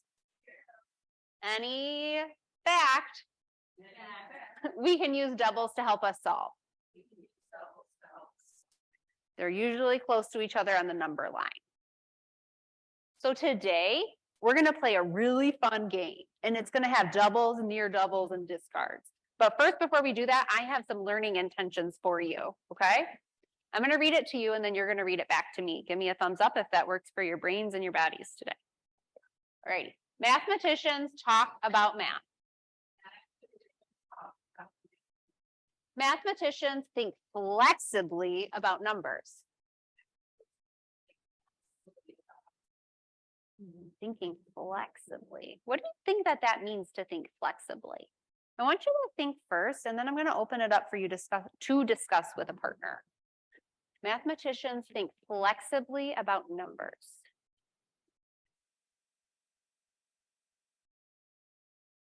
Turn and talk. I think being a flexible mathematician could look like or could sound like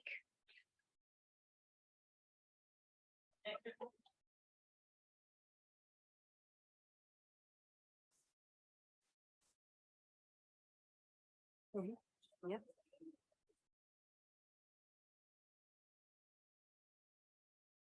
Bring it back in 3 and 2 and 1. As I walked around and I heard you guys talking, I heard you guys say 2 things about being flexible. One of them is stretching and being able to touch your toes. And the other one was being able to think in more than one way. Those are 2 examples of being flexible. Today, we're going to think about the ways that we can think differently about numbers. So if you can touch your toes, I love that for you. Today, we're going to focus on thinking about numbers. Say success. I'm going to read it. You read it back to me. I can share my thinking with a friend. I share my thinking with a friend. Ready for the second one? I can defend a near doubles fact strategy. I can defend a near double stack strategy. Is there anything in here that says we have to be right? Do we have to be right, mathematicians? Do we have to be right to be a mathematician? Say no. Any thinking is good thinking today. Any thinking is good thinking today. All right. Who would like to be my dice roller? Thank you so much for volunteering. Can you call those numbers out really loud for us too? Hold on 1 second. I'm going to explain the game. Everyone say tools. Tools. Not toys. Not toys. Do we get to play if we throw the dice at each other? No. All right, we have our doubles up game.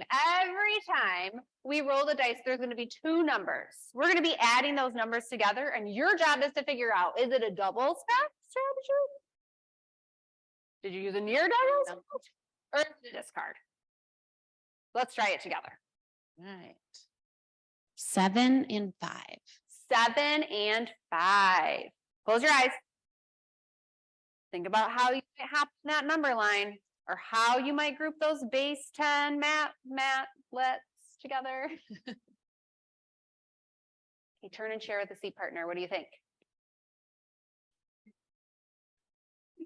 Okay, bring it back in 3 and 2 and 1. I think a lot of near doubles. Can you show me if you agree or disagree with that?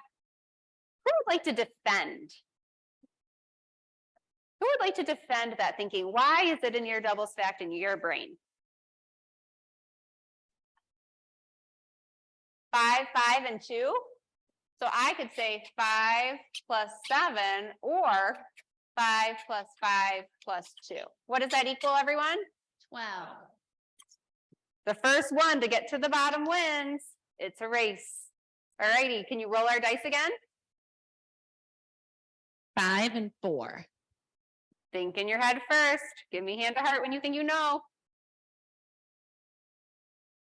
5 and 4. Turn to a seat partner and share.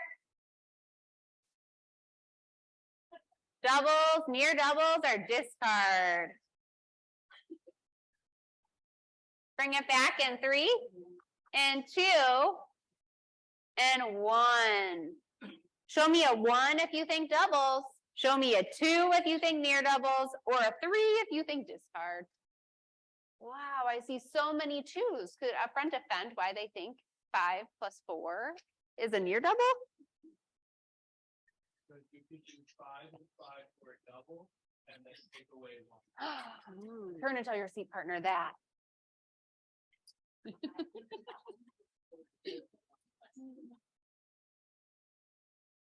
Did you do near doubles with a subtraction fact?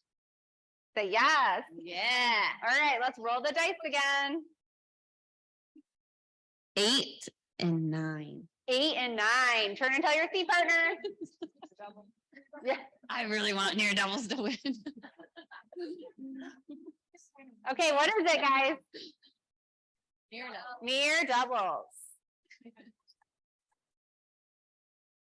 What doubles fact did someone use to help solve this one? 8 + 8 + 1? Did anyone have a different way of thinking about it? Can you say that again? Wow, let's go back to our learning intentions. Were you able to talk about math today? Did you do that? Yes. Did you think flexibly about numbers when you thought about how you might use near doubles, or sorry, doubles to solve near doubles problems? Did you? Yeah. Turn and tell your C partner how you did that.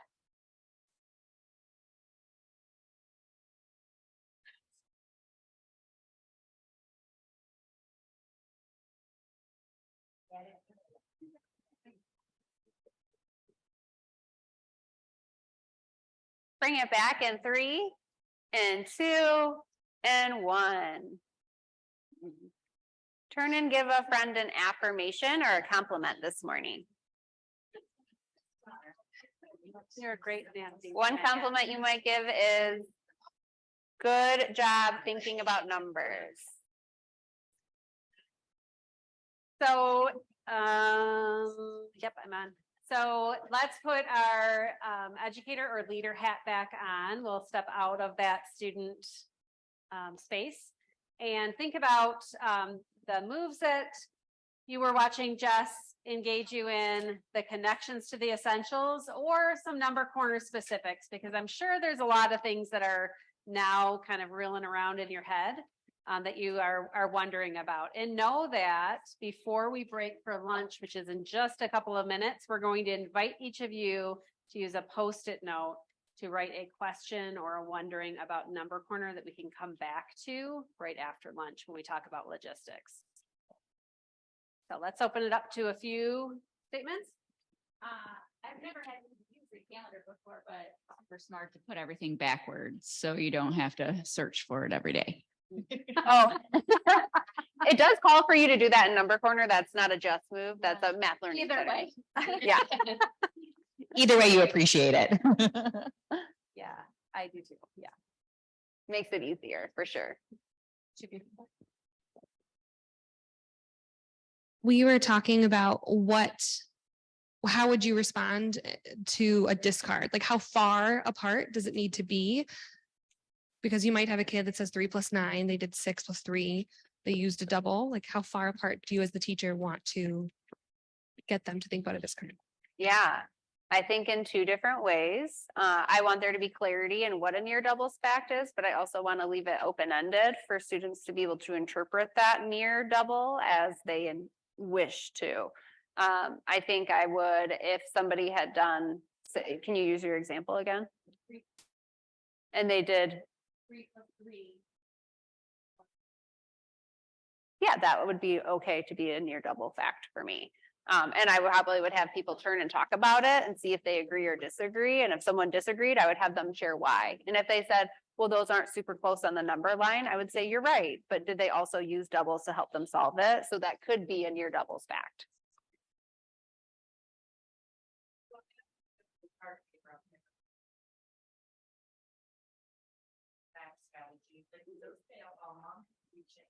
How often is that stuff getting?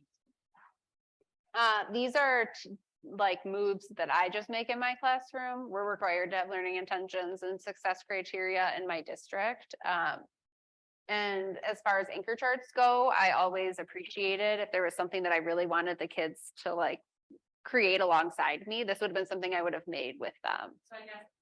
How I know often? This is your style, but I'm just wondering how often do those change that in strategy?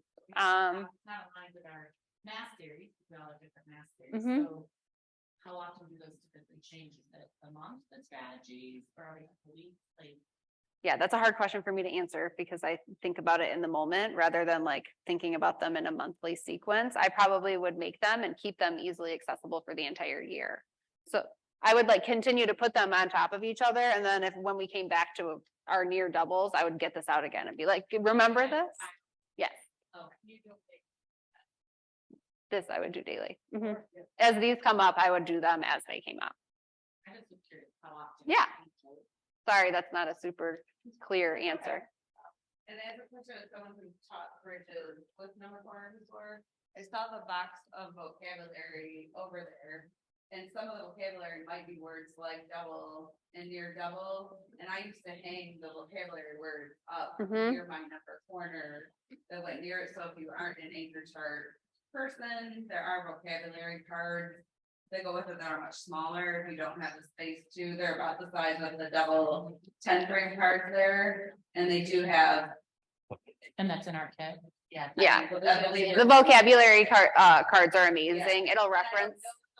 But assuming that those words are in there, knowing how We've versus words, but. We've taught this for years Yeah, through so- our math series, but I guess, again, in our math series, who goes sequential, where this is spiraling back, and that was more my question. Yeah, there's a great spiral that you'll start to feel after you teach it for a few months. I had to teach it for a few months to realize it's coming back. Have you found that spiral really help your kids who, you got your fast flyers, you get it the first time around, then you get some of the kids a little bit later, won't practice. Is this okay, your low ones, have just spiraled around 2 or 3 times? Have you found that your low math students? Yeah, I think it benefits all of my learners in different ways. I think it provides access for some of those friends that it might not have clicked the first time around, but then it also provides different concepts for, I think, what term did you use? Like your high succeeding math learners, multiple opportunities. Leah, you had your hand. Well, I just was making sense of it for me. So what I think I heard is that if we are working on doubles and near doubles in November, that's not the only time we're going to work on that. Like we're going to see doubles and near doubles come back again at some point during the year. Yeah, our hope is that they're doing this across their math learning, right? Sure. So when they go to solve a word problem and there is like, we have 5 cats and 7 dogs came, how many together? I'm hoping we're going to use one of these strategies. So I like to have them always accessible. So that's why I say I leave it out. Does that answer your question? Yeah, it does. It does. I think Leah, did I answer your? Yes. Yeah. Okay. It was really just more me making sense of it. Like, yeah. Thank you.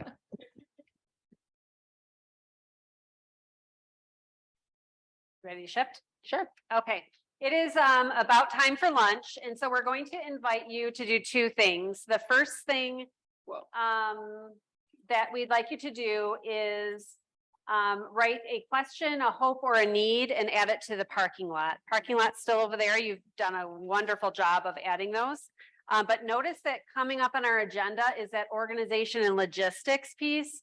And so we're going to utilize those to kind of group your ideas of things that you're wondering about and try to, while we have Jess, who's implemented this in the room, we're going to try to answer lots of those questions. So a question, a hope, or a need is going to be added to the parking lot. And then we also invite you to do a quick reflection. Going the right way. That one, yes, thanks. About connections that you made between an instructional practice or value as you experience the number corner. So on a Post-it note for yourself, just make a connection, add that into your binder, a place that you can come back to so that when you're implementing, you have another little key moment that you can connect back to. Okay, so 2 things. 1 is reflect, and 2 is add a Post-it to the parking lot in any column that you'd like. Lunch is going to be right outside where breakfast was when you're ready. Feel revisiting our agenda. We are going to wrap up our experiencing number corner before moving into our Q&A for organization and logistics. So right now you should have picked up on your way in this morning the day 5 lesson that you just watched me teach about an hour ago before lunch. I hope it was lovely. We had a lot of questions come up about discourse, number corner moves, connections to essentials. Your job is to read and be thinking about 2 things. What things did I do that were not in here to promote building a math identity or living into those values and essentials?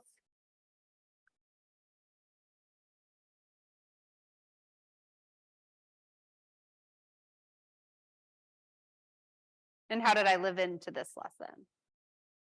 So we're going to take about 15-ish minutes for you to have the opportunity to read and engage in dialogue with a friend about connections that you're making.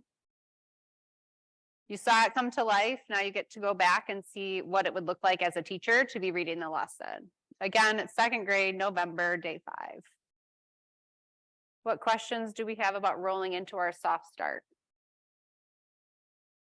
Remember, our outcomes are today, or for today, are to know what Number Corner looks like at your grade level, being ready to implement in September, and knowing how we might start to use Number Corner to drive the essentials into our classrooms. Happy soft start.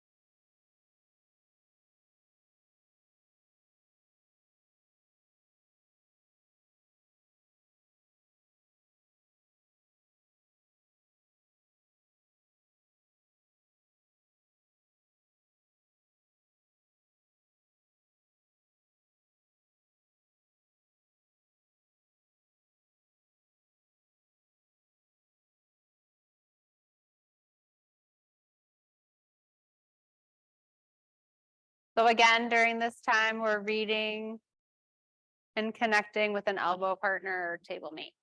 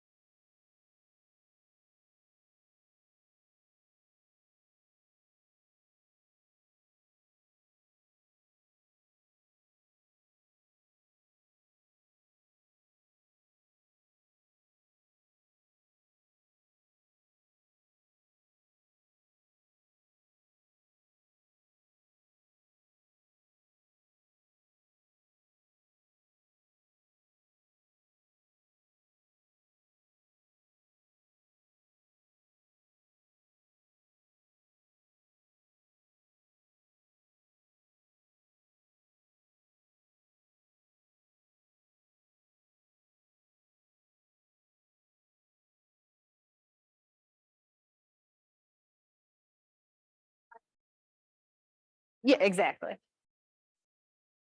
Feel free to wrap up your conversations in the next 30 seconds. Finish up that last thought.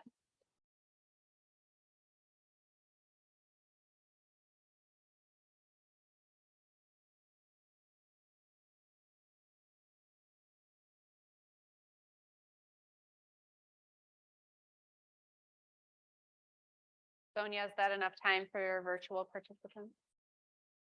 Or are there any big themes that stood out?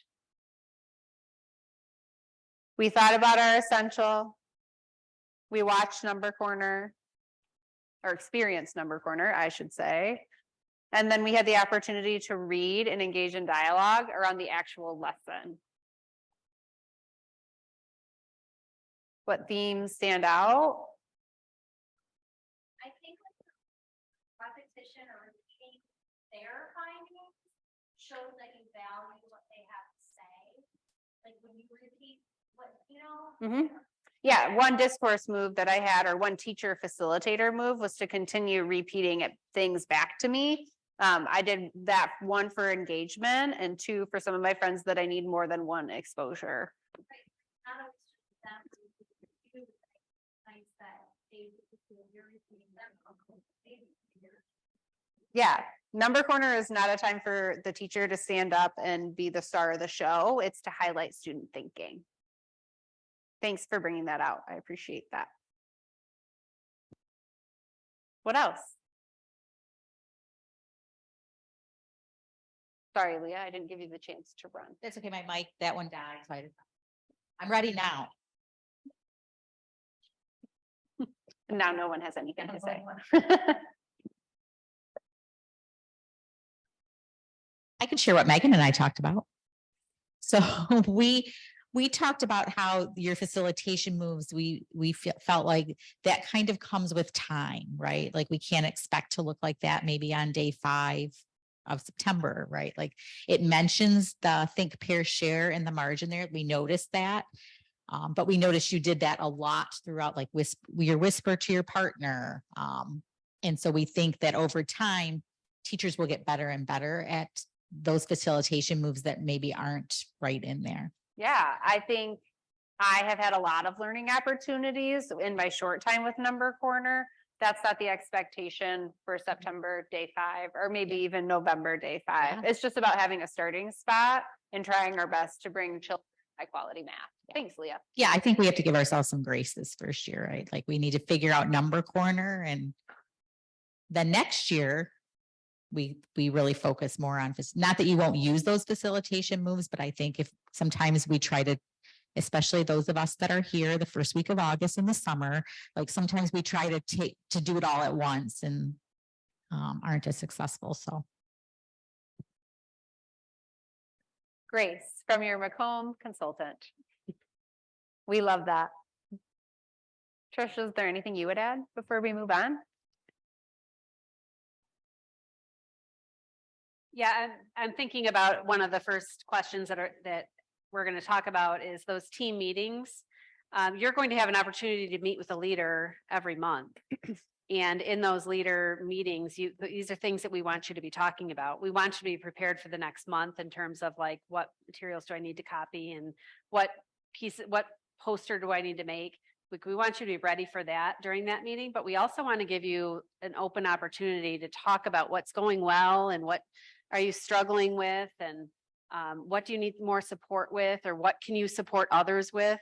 All of those ideas are things that we're building into those monthly meetings so that over time you can get a little bit more comfortable with that. We might even be bringing video into some of your rooms, a camera, so that others can learn from you.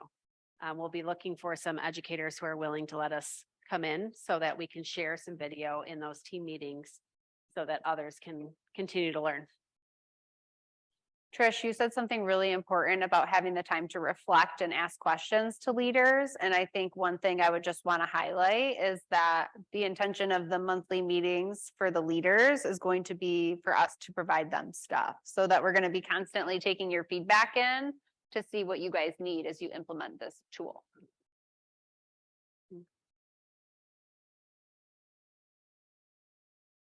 Laura first and then, Is there any point where students start taking over the leadership role running?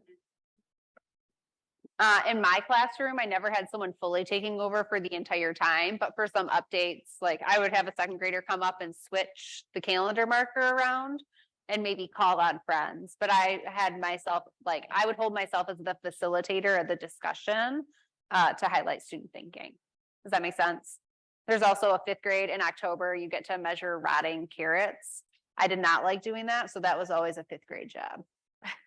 Pretty gross by the end of the month. So gross. Go ahead.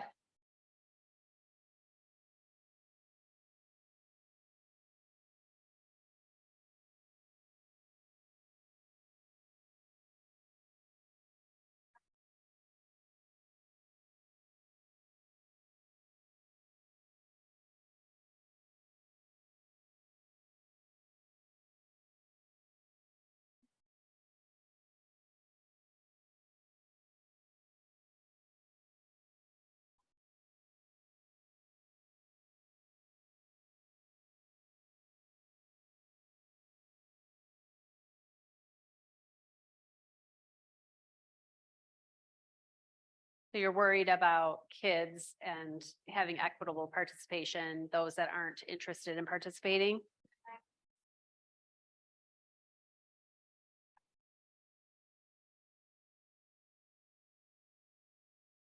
I can, yeah.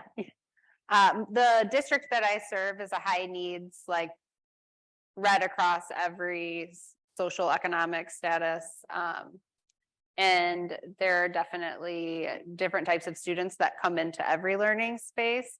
I know that with discourse moves that really seem to help, or having a pre-conversation with a student of, I really want to hear your thinking today. I want you to share one noticing, and it doesn't even have to be your own when you turn and talk. I want you to be thinking about if you want to share that, your friend's noticing or your own.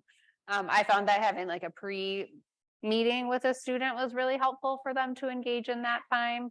But then also remembering like having learning intentions of like having the math be enjoyable or fun was also a really good way to build engagement and not just have friends be sitting there. I don't know that it would have been possible for everyone to just sit there during like a turn and talk or a call back. I think if somebody was just sitting there during that time, I would ask what they needed from me to get them included in the conversation. And that might look like putting them by a really good buddy so that they feel confident enough to share. There's no perfect answer. That's just a few things that I've tried.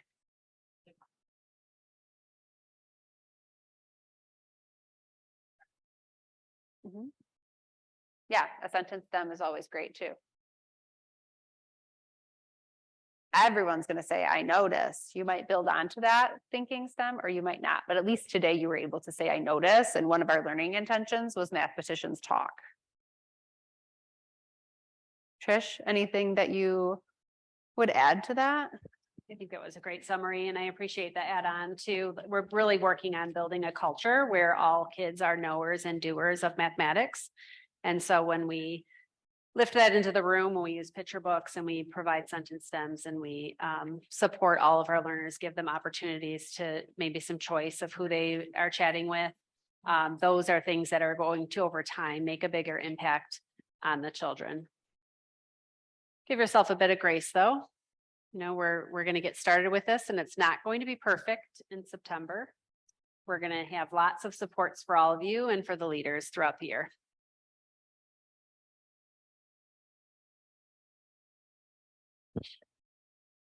Any others? Ideas you'd like to lift from your experience of a number corner? The reading or connections to the essentials before we jump into some of your specific questions from before break. Leah, I'm not sure if you want to read that question that you just. There's a couple back here. Do you want me just to bring them up to That you? would be amazing. One is from our virtual. That's the one I just put up, Yeah. but there was. She's really getting her steps in today. Does that feel good? Yeah. Thanks, Leah.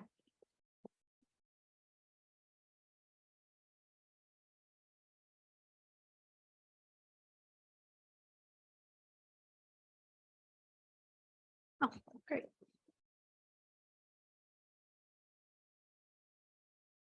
All right, so we're at the point of our rapid fire Q and A. It's not gonna be super rapid fire. What we did is we took the questions that you had put up in the parking lot before lunch and we've sorted them into categories, and I'm going to pull those out and kind of ask Jess, or a couple of them I can respond to as well. So the first few are about materials.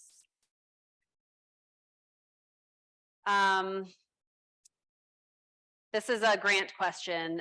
Do we all get 2 extra boxes, whiteboards, whiteboard markers, tangrams, Unifix cubes?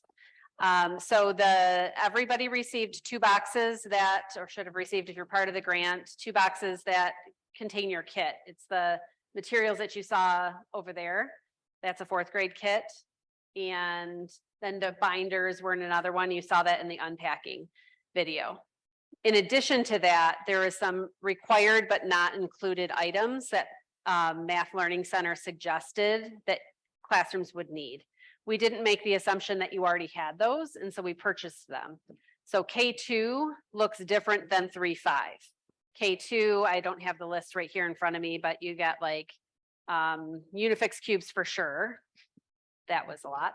And then you got some pattern blocks. Everybody K5 got marker boards, erasers, markers.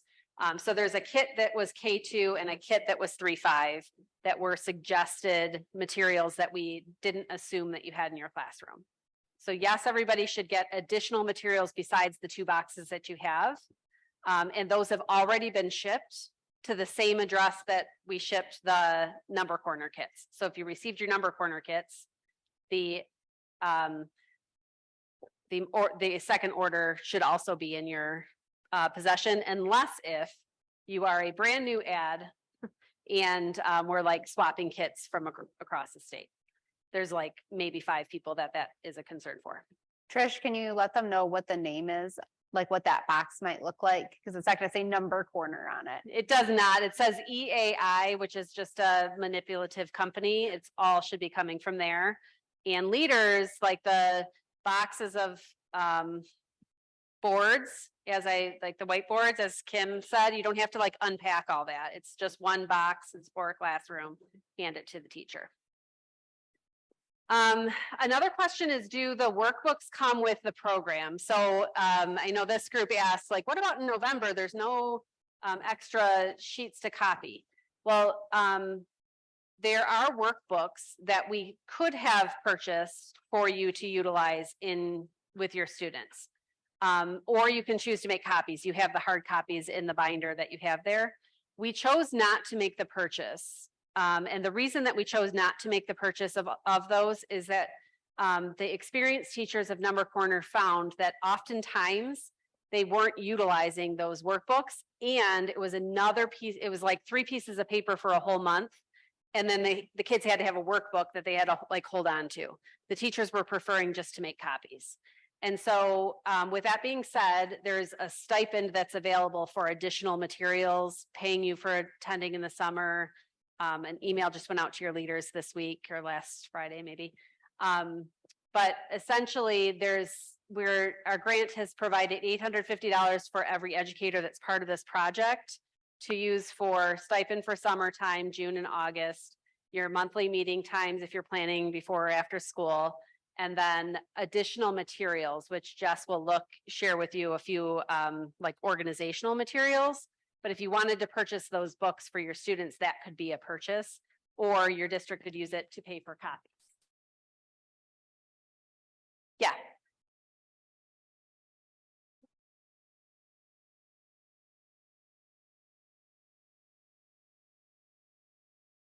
Yeah, so they're going to be the ownership of the district, and so they really need to stay in the classroom because they're grade level specific. So, yeah.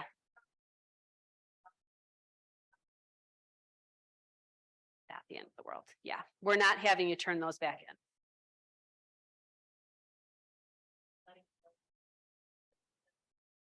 Leader know. So if you're missing something or if something looks weird in your kit,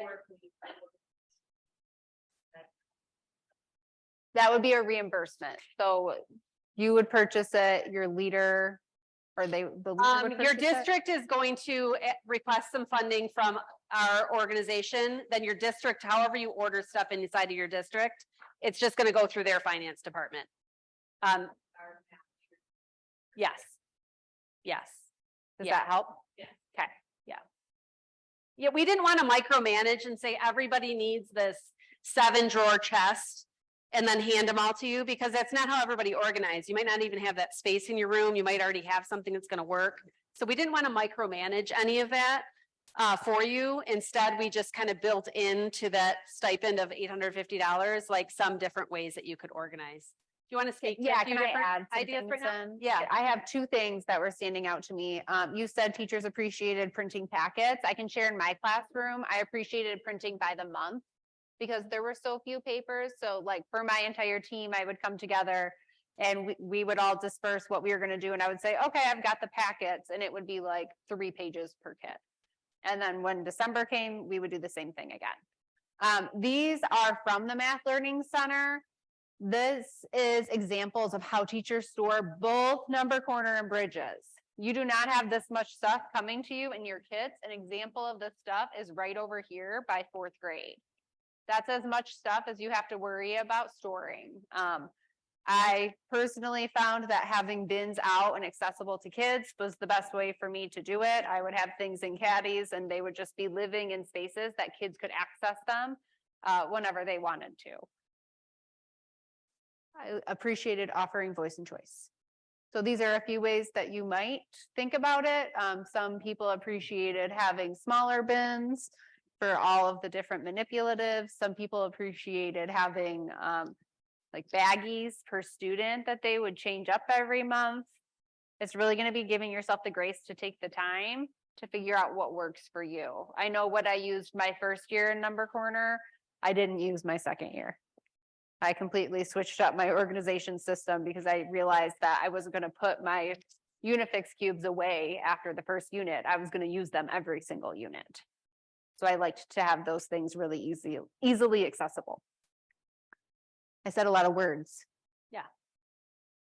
Do you want to offer a paraphrase or move on? I think that ultimately it's up to you. You're going to figure out your organizational, the way that works best for you. Know that there's a lot of materials over there. And these are some options. If you come up with an idea that's working, like, hey, I found this storage bin, it's on sale at Michael's, it's my favorite thing. You can share that in our app. We have an app and you have a wall. We're going to utilize that, I think, later today.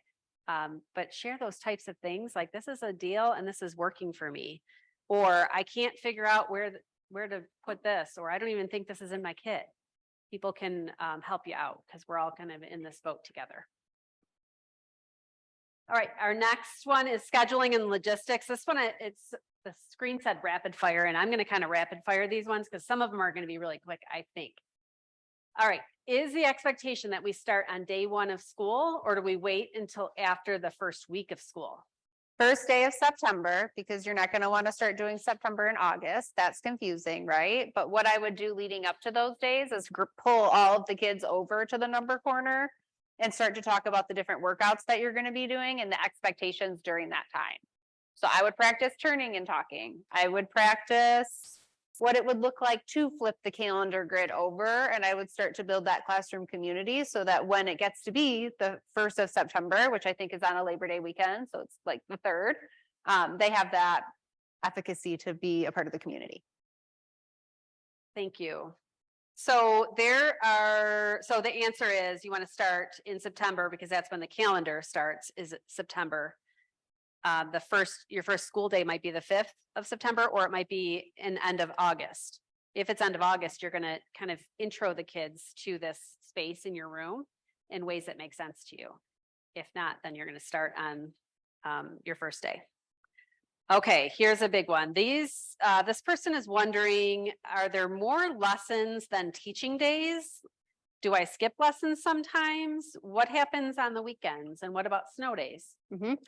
Unless it is a month where Number Corner knows that universally across the nation, schools have days off, like November, I shared earlier, December, I believe April, those all have 15 days or around there because they think about that.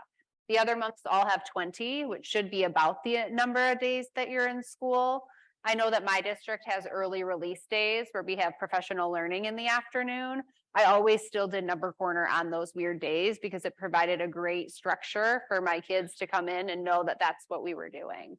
If I had a snow day, again, I think I said this earlier, I would make the teacher judgment call on what made the most sense for my kids. What's going to be fun?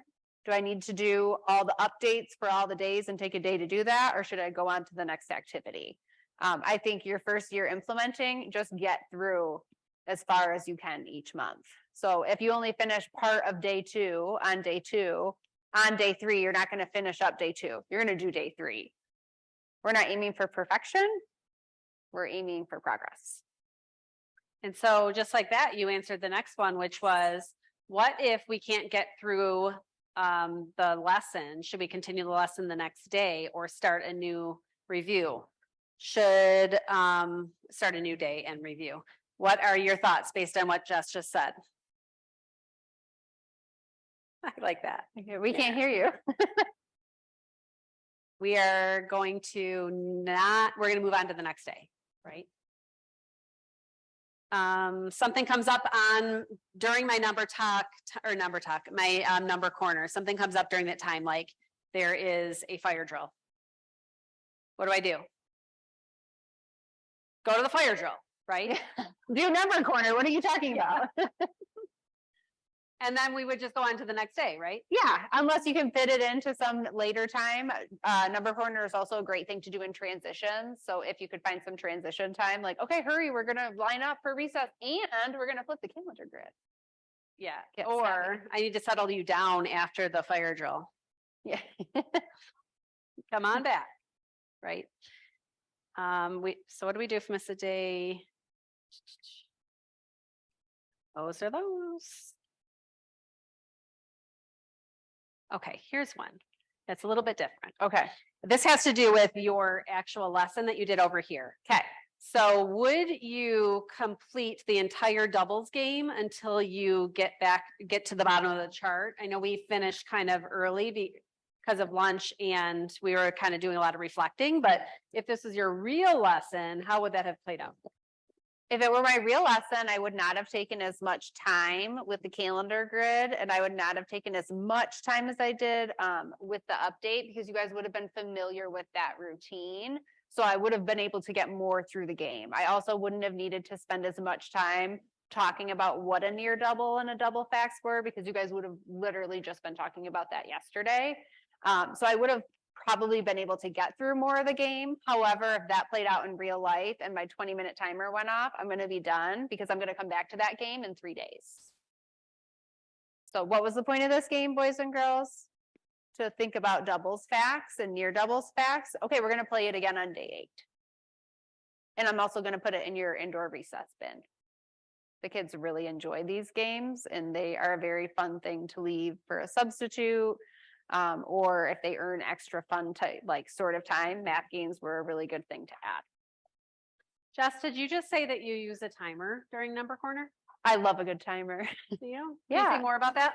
Yeah, I think earlier I mentioned having number corner lead up to a hard stop like lunch or the end of the day. Something else I would do is like on my Apple Watch or my phone, I would just set my 20-minute timer. And then when the 20 minutes was up, it was up. We were done. If I got through everything, amazing.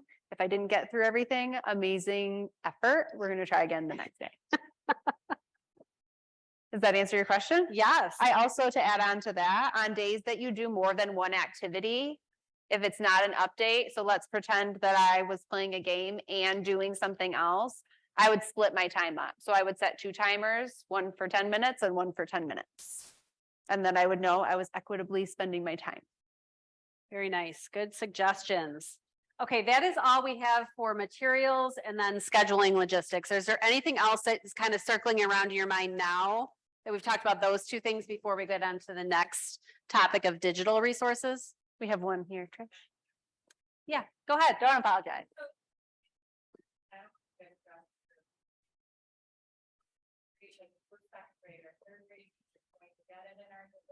What's the overall look of it going forward? But right now, there's 6 teachers in our district. Is it gonna be other second grade teachers the following year? Is it going to be? Let's talk about the future of the project.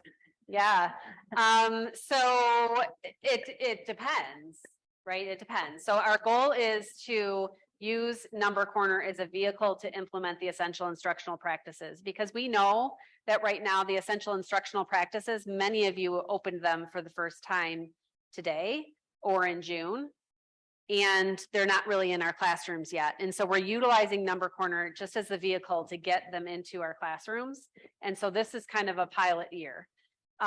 We're also, in the meantime, in the background, Leah and Jess are really thinking hard about systemically, like, what does this look like if a district was going to implement? We have at least one coach in the room from a district that's implementing Number Corner that's here just to see, like, how do I introduce people to this thing, right? So we're trying to build materials and systems that can support districts in implementing high quality instructional materials. This one very specific. Yeah, yeah, you guys are. It's like a woohoo, we should be really excited. Yeah, we're hopeful that it'll continue. Funding is different every year. We currently have this in our plan for the next year, our scope of work for next year, with a little bit of expansion. And so people that already have the kit, they don't need another kit. We could bring on this many more plus a few, right? Thanks for asking that. Okay, digital resources. We have some questions about digital resources. Let's go. Let me see my favorite one. Okay. Would it be okay to digitize the posters, like the observation and the game posters? Number Corner is not intended to be only shown at one part of the day. It triple tracks that math is all around us, and it's there for kids to interact with throughout the day. I can't tell you how many times that I was transitioning from one subject to another, or kids were getting ready from recess and I would see humans going up to the calendar and thinking like, well, what is day 12 going to be if we're on day 6? And just engaging in really fun math conversation. And I think you would really be missing out on that if you had it digitalized. I will just add that we brought a video crew to Jess's classroom a couple years ago. And as a backdrop, like we were recording for the grant that we work on. And there was a Number Corner grid, the calendar grid, in the back of the room where we were like doing interviews of educators. And I was standing there for a very long time. I would think it was 4th or 5th grade. I don't know if you remember, but it was some sort of a fraction pattern that was going on, and I couldn't figure it out. And so I stepped into the hallway when kids were passing and I said, can you come here for a second? And a child came in and explained to me the pattern that was happening over and over, because I couldn't figure it out. I even like pulled the next one, flipped it over. And I'm like, I don't see it. How come this is happening? And a child who wasn't like engaging in Number Corner came in and said, oh, well, you just need to look at this and this and this. And did you see that it was like a double pattern thing going on? And I missed it. It was so cool. So having kids be able to engage and have conversation is a really important piece. This one is related. It asks about PowerPoints. Can we use a PowerPoint for Number Corner? Can or should? I think in a few different ways about this one. However, I've seen a lot of lessons in my coaching role go wrong because a teacher is using something from someone that they don't know created it, and the person that created it didn't know the intent of the lesson. And the teacher has not read the lesson. They do not know the goal of the lesson. They're just trusting the person that's made the resource. And it's not always benefiting the kids. With that being said, I think if slides are something that you use to help you with images and with learning intentions and success criteria, I think if you're creating it to go along with all of the things that Number Corner is intended to be, that's a do you decision. Is that answer it? I think so. Couple questions about the actual physical materials for the calendar grid. So the question is, do they come pre-made in the kit? Is this an example, Jess, of 1 month? Yep. So I'm just gonna take this out and this is number 1. I would imagine right behind it is gonna be 2 and then 3 and then 4 for my month. I'll add something. Something that I did notice when I opened my new kit, I think because we're some of the first people, or if not the first people to get kits, they didn't label them by month. So after you open it and you're like, this is October, I would put it in a baggie and label it October. I did notice that that was a change from the last one. When I used to get like my kit in 2nd and 5th grade, it would say what month it was on the little packet that it came in. These do not. So after I do that month and I know which it is, I'm going to write on it and put it in my little bin. Jess, do you think that they should laminate these? No, they're already a hard card stock. Save yourself time and energy. Don't laminate those. You're really the only one that's touching them, or one child, right, to flip it around? Yep. Yeah, so not necessary probably. You also can print them off online in the print materials. Okay. In the component masters. So if for some reason, like you were gone and somebody tore your room apart, because we know that that happens, or somebody ripped a card, you can print it off online. Are any of the pieces replaced yearly? We have one human that had their hand up. Oh, really okay. quick. Sorry. No, none of the things are replaced yearly.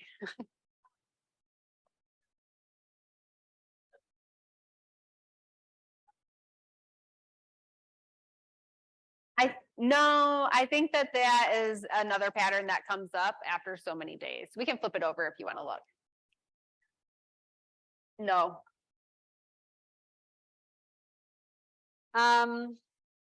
Is there a master list of charts and items needed to be printed for each grade level?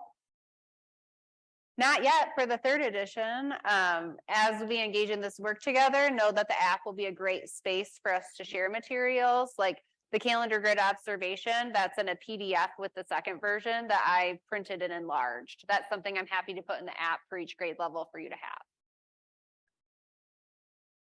And then I'm not sure about this one. Where are the digital math tools on the website? Yeah, Math Learning Center has some amazing digital tools. The 3rd edition that we have access to does not have the digital resources yet. So like I used to be able to put everything up on my screen, like the tens cards that we can manipulate and take things off of. They still have those on mathlearningscenter.com if you want to write that down. As far as the individual lessons, like the digital displays, if you are familiar with version 2, those are not up yet because they are very slowly adding things to the 3rd version's website. Is that helpful, Trish? Yeah. Yeah. Oh, sorry, this and then Leah.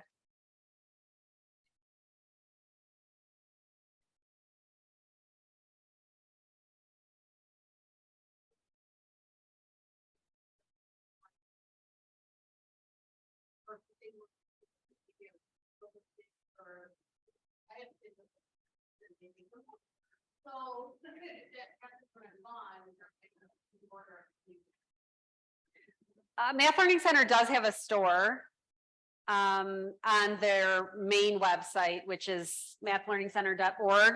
That's not where I've purchased it. It does have components for version 2. I would imagine it's coming for version 3, but not quite there yet the last I looked. But they did have a store that you could order different components as needed, so you're not buying the whole kit again. I would say that if you had to update anything from your current kit, it would probably come out of your stipend for money to put towards the project. Is that? Mm-hmm. Yeah, and I'd also say, like, if it's dice and stuff, you might find it cheaper on Amazon or EAI. It was much cheaper for us to purchase through EAI for the extra materials than it would have been from Math Learning Center. I put the mathlearningscenter.org site there. Leah, do you have a different question? I do. Well, one of our virtual friends has a question. Okay. Our school has 5 virtual half days. Can Number Corner be done virtually? Yeah. Say that, so they have 5 virtual days throughout the school year where they go virtual to do professional learning. I'm making the assumption, or they do something. I don't see why you couldn't. Again, I would have, if it were me and I were filming from in school, I would have the chart behind me and I would set my computer up so they could see everything. If I was at home and the kids were at home, I would be taking pictures of things and putting them in a slide deck to show. Does that answer the question? I think so. Okay. Thanks, Leah. Okay, looking at time, we've got about 5 minutes for these last three categories, so I'm going to move Okay. forward. So team meetings, there's 2 questions about them. Like what's going to happen in the monthly meetings? Look at that. We have created a planning protocol to support the leaders in supporting you guys in a similar way across the state of Michigan. This doesn't mean that leaders can't tweak things to make it their own. We were trying to follow Steve Seward's collaborative learning cycle to activate and engage, explore and discover, organize and integrate to have a collaborative learning flow. So know that your leaders are going to be doing more learning on this. Your role is to just show up and have a curious mindset and open to learning alongside one another. Leah, if it's okay, I'm going to invite you to add any thinking that you have. I think you got it. So Oh, there I is see a kind of 2 levels of meetings. There's going to be a leader meeting that happens like mid-month where all the leaders from the whole state will come together. If you're available, those will be recorded. And we'll have some people that are in this room and others lead conversations with you and prepare you to run a team meeting with the teachers that you're working with. And then the leaders are going to take that content, plan a meeting with the teachers, the educators, and that will be ran like before the next month starts. So like the second week is when the leaders are all coming together. And then between the second week and the first of the month is when the leaders will host a meeting with the educators. So the educators that are in the room, you are going to be meeting with a smaller group of people, your team. The leaders in the room, we're coming together monthly across the whole state. And we have the app to drive our networking. So if you have a question in between now and your leader doesn't have an answer for it, put it in the app and myself, Trish, Leah, one of us will respond. Okay, moving on. Pacing and assessment. How are students assessed or are they assessed? And if so, how often? No assessments in the 3rd version. There were assessments in the 2nd version. They took those out because I believe the assessment was so summative, many places weren't using it. So in my district, it would have been the equivalent of doing NWEA. Well, we use NWEA, so we're not going to have this huge long assessment that we do just for Number Corner. Know that there are going to be constant opportunities for you to live into Essential Number 4 formative assessment when you're teaching Number Corner. But as far as formal assessments go, the purpose of Number Corner is to build math identity and efficacy within your learners. Trish? There will be one opportunity throughout the year for all of us to give a common-ish set of questions to the children that you work with. We're going to ask all educators to do that for the grant. We'll then also ask a subset of children who are not part of the grant to also solve these same types of problems, and then there'll be a comparison. So it's not a pre or post, it's just kind of a comparison. Kids that are engaging in Number Corner are doing these types of things. Kids who are not engaging in Number Corner are also doing these types of things or are doing something different. And so we're just going to do like one at some point during the year. We'll let you know and we'll say, can you ask your kids to do this? And here's the process on how to get it back. That'll all happen through your leader. And then questions will come to us through the app. So that's really the only formal assessment for children that we have planned in our outside evaluation. Okay, Jess, I don't use Bridges, which is Math Learning Center's full curriculum that goes with Number Corner, but I do use a different curriculum. Should I redo my scope and sequence of my curriculum to better match Number Corner? No. Number Corner is meant to be used with any curriculum at any point in time that you're doing it. So it's okay if you're doing a unit on adding and subtracting within 100 and doing December's Number Corner. Those two things don't need to go hand in hand. And the whole point of Number Corner is to be cyclical over time. So no, don't do yourself a favor. Don't reorganize things. Yeah, save yourself some time. This person is wondering, actually it says we're, so there's more than one, probably a table is wondering about scaffolds and differentiation. I think there's a second part to that. We see the support challenge. Is that it? Yeah, there is a support and a challenge to offer to differentiate your students in the teacher guide. That's a really great place to start. Because Number Corner is whole group, I would say that the discourse moves that you use are going to be how you differentiate for kids. It's not going to be taking one subset of learners and doing Number Corner one way and doing another subset of learners with Number Corner a different way. You're giving it to them all. Does that make sense? Yeah, and a lot of districts came to me when we were looking for educators to participate, or leaders came and asked about, well, what about our special ed? Can I have my special ed teacher do this? My answer was yes, if they're going into the general ed classroom. We don't want to pull kids out and put them into their like their IEP group and teach Number Corner just to them. We want this to be a very inclusive experience. And so if it's possible, this is not a great time for you to have kids pulled from your classroom. We want all the kids to be engaged in this 20-minute routine regularly. So this is not a time where like someone can come and grab some of your kiddos. That's not our hope for the grant. Especially if they have a math goal, right? They need that time to see themselves as a math learner. Yes. Yes. So we do have a few, I don't know if there's any special ed teachers in the room.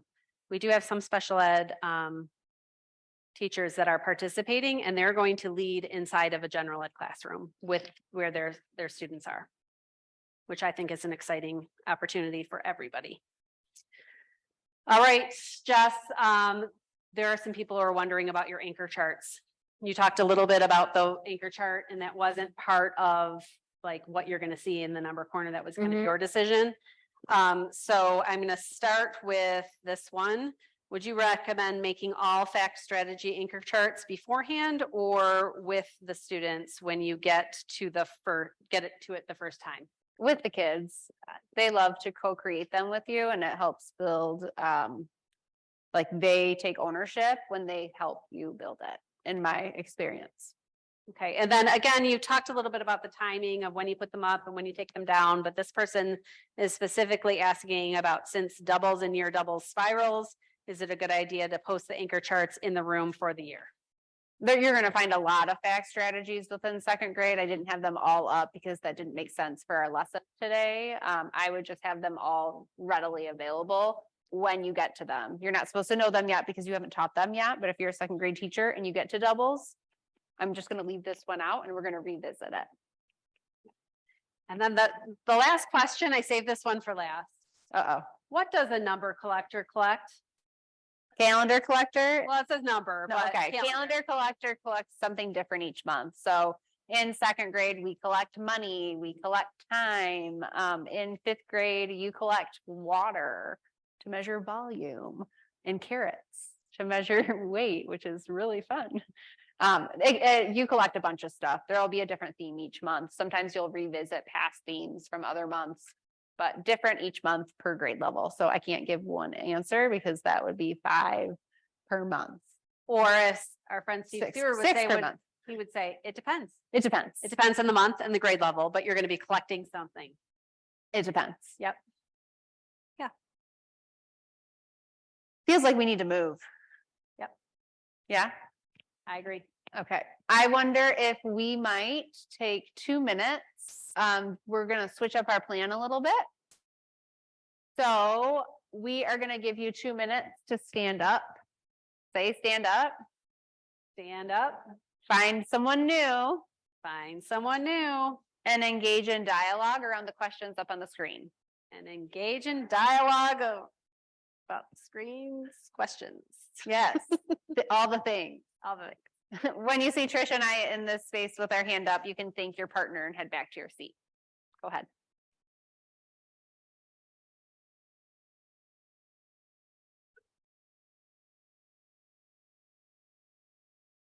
That was going to take too much time.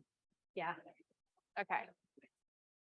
So I won't do the activate and engage. I'm just going to speak to it and let them jigsaw.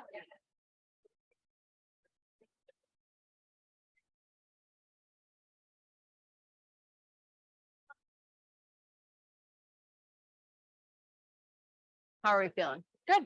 Okay. I mean, I think we have plenty of time because after this, the only thing that we're gonna do as a group is reflect like we normally would.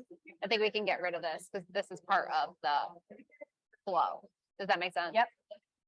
And so that's how we kind of end out our day with a video of the student. I took one out because they talked about their NWEA scores. Is that okay? Yeah. Okay. And then we have the evaluation, next steps and credits. So I think if we aim to like be done with Jigsai at 2:45, 2:40. Say the same thing. What do you yeah. think? Yeah. Okay. So do you think that like we still have the leaders come over? I wonder if we don't do that.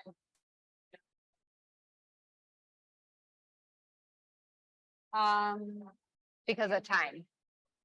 Well, what if we what if we do this? You lead the protocol and we invite leaders to go meet with Leah. I love that idea. Leah did say she would do that Yeah, earlier. I'm gonna go give her the heads Okay. up. And then I'll engage them in the and I'll protocol. do the, I like it. I'll give you a minute. okay.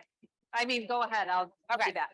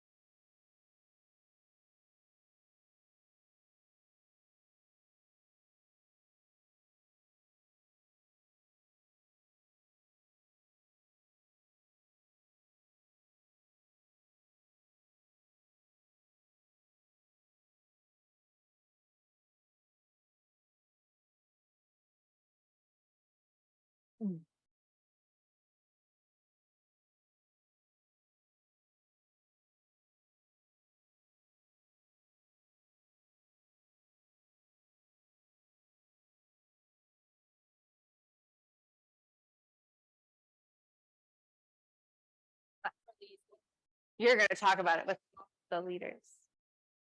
If that makes sense. Do I need just a little stack of these? Yeah, I just brought you all of them. I'm not gonna give them to the people because they don't need to see the working agreements and all the before things. That was overwhelming in the past. You feel okay with about that?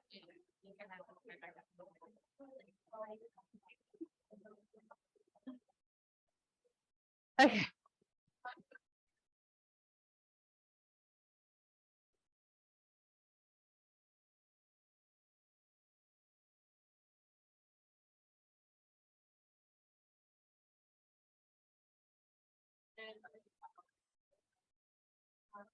Go ahead and thank your partner and head back to your seat.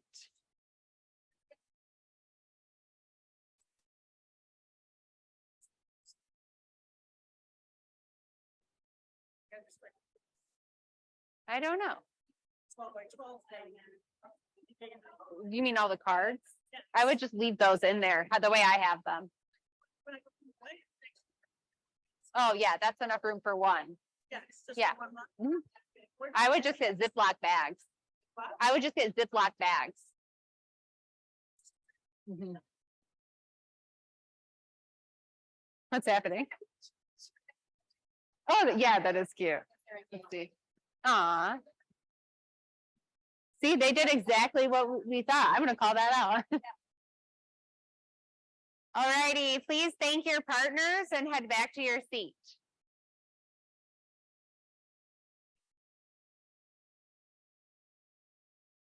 As we move into the last big portion of our day, which is planning for September, I just want to call something out really quickly.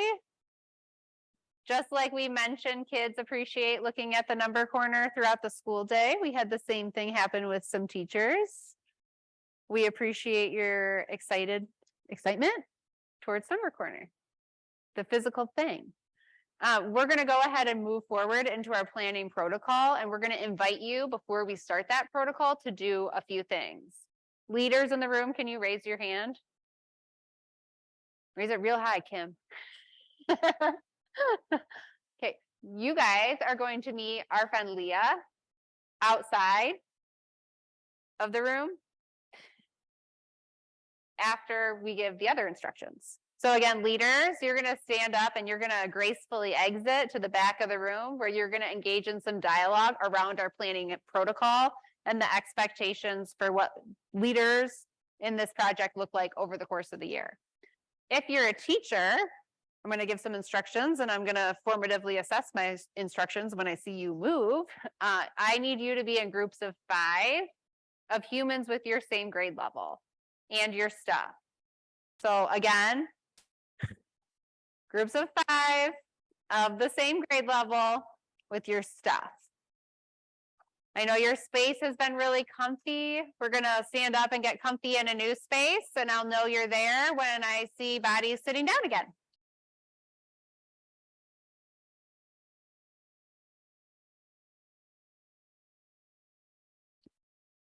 $210.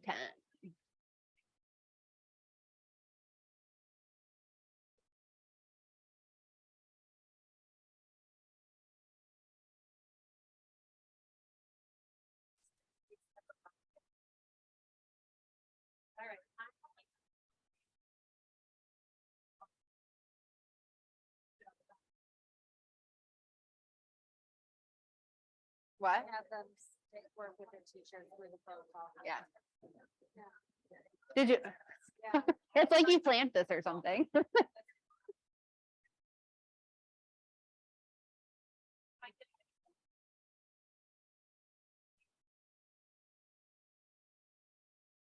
Looks like we are problem solving, make some new friends.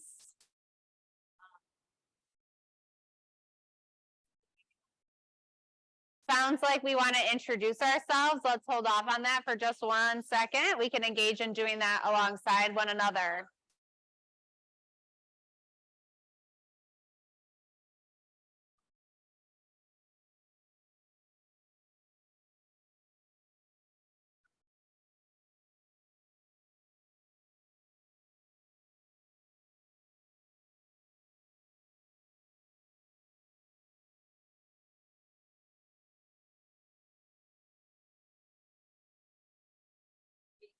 We're okay with that. Yeah. Okay, we are going to go ahead and get started on our planning protocol. Thank you for being willing to engage with humans of your same grade level. If you don't have 5 people, I will differentiate for your needs today to make sure that you have access to everything that you need. So on day 5, on page 5/6 is your September sample display. After introducing yourself and sharing what district you teach in, we're going to make some noticings and wonderings. We're going to go to the teacher guide, day 5 or page 5. I keep saying that. Ugh. Page 5 and 6, and we are going to engage in dialogue around what we notice about our display. Go ahead.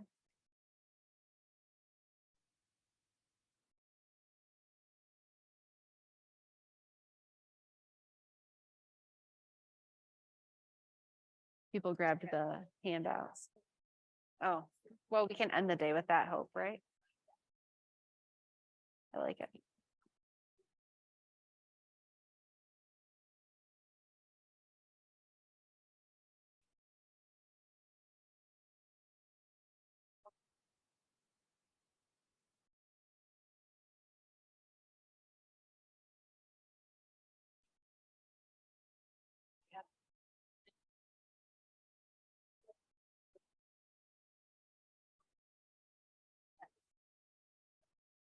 When we get to the jigsaw, I'll just invite you guys to do more than one workout per human. Does that make sense?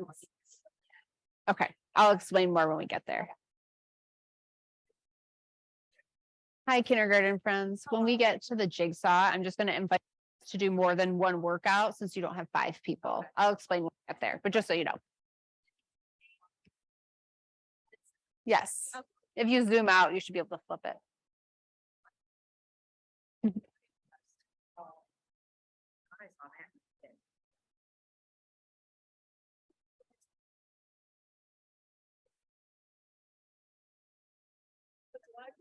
set it up just before, or day one, we added that. Yep. We'll set the rest of it up for that day. But, and then I would do day one though. You're not gonna do Right. day 5. You'll do Right. day 1. But I would set up everything else. Yeah, so it's. Would anything else besides calendar grading you set up early? Or just calendar? Let's see. I mean, I would have those all up on the wall. But like these, yes, but I mean, I'm not.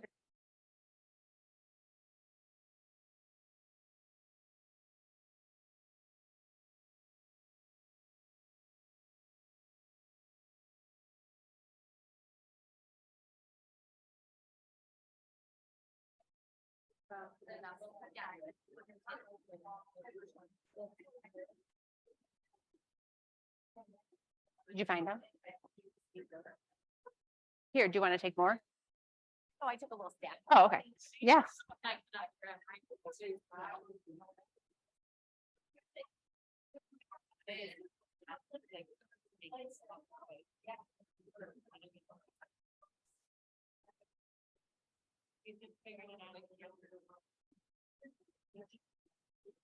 Alrighty. We're gonna move forward so we can get through our protocol for September.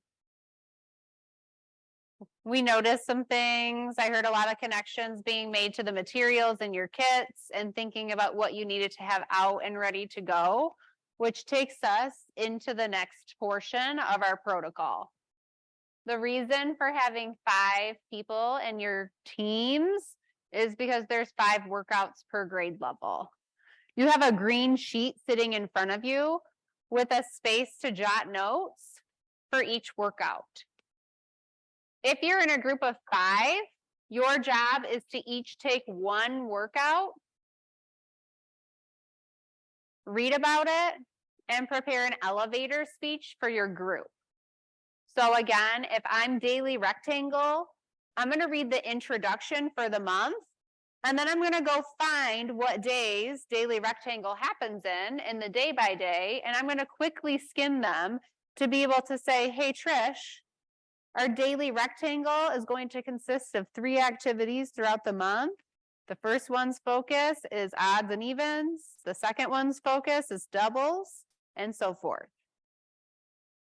That way, when you come together to Jigsaw, you're not having to do the work of 5 workouts of planning. You get to lean on your teammates who teach a common grade level to come together and teach one another. So again, if you're in a grade level of 5, let's go ahead and pick who has what workout right now. If you're in a team of 3 or 4, everyone pick one, and then maybe you do 2 together. Like maybe you start off all reading one and talking about the process of what you do going into the next 3. Does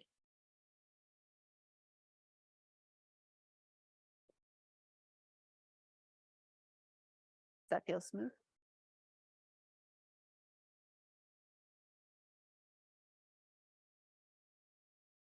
Do you need more than one?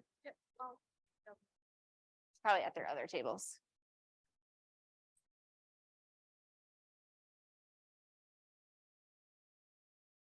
Give me a thumbs up if you know what workout you are in charge of.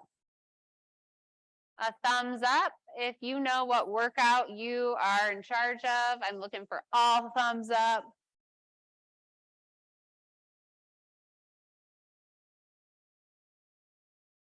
Again, yeah. Again, I'm waiting for all thumbs up so we can move forward.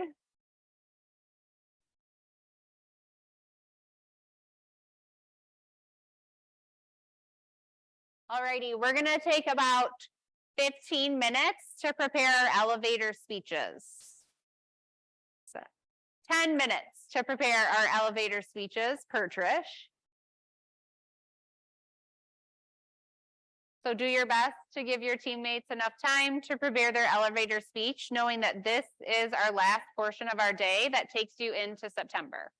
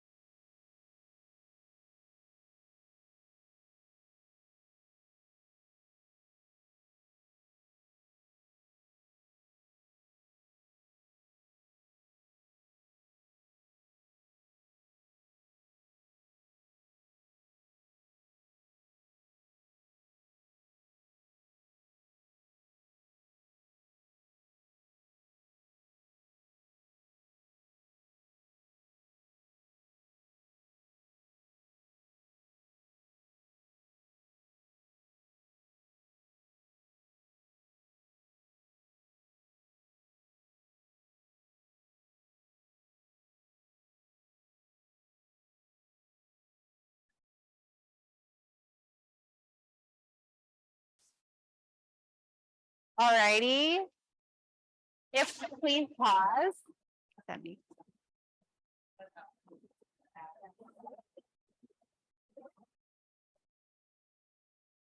Is me?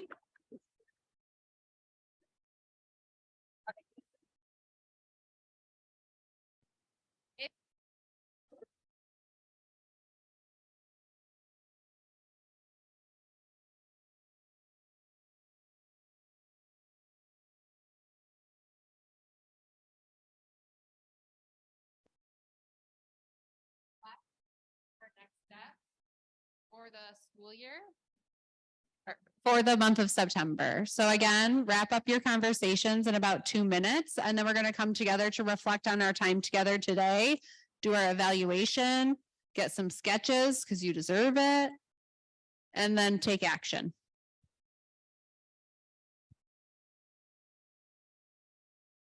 Just use that. I think the batteries are better.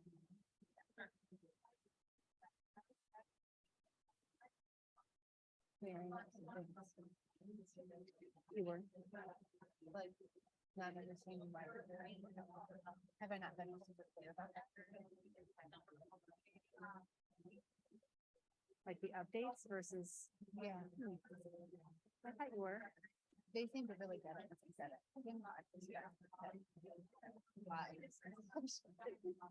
So Kim is a great leader for the next. All new. She's from like Finland or something. She just moved here like 2 days ago. Yeah, and then she drove here. She lives in Boston. And she walked in and I happened to be like, is she like a teacher? Is she her relation? She was like, Norway or something somewhere. Whoa. Yeah. Just getting that. Yeah. She's gonna be great. Yeah.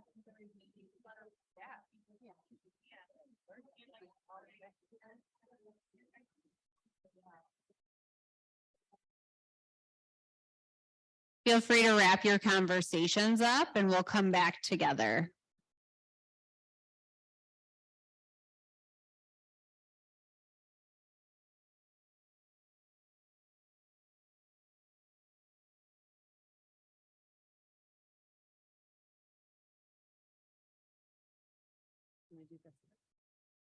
I meant, do we have time? Well,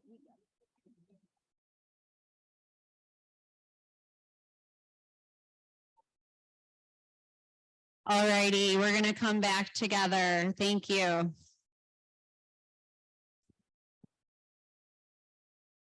We know that there are going to be many questions that come up between now and September day 1.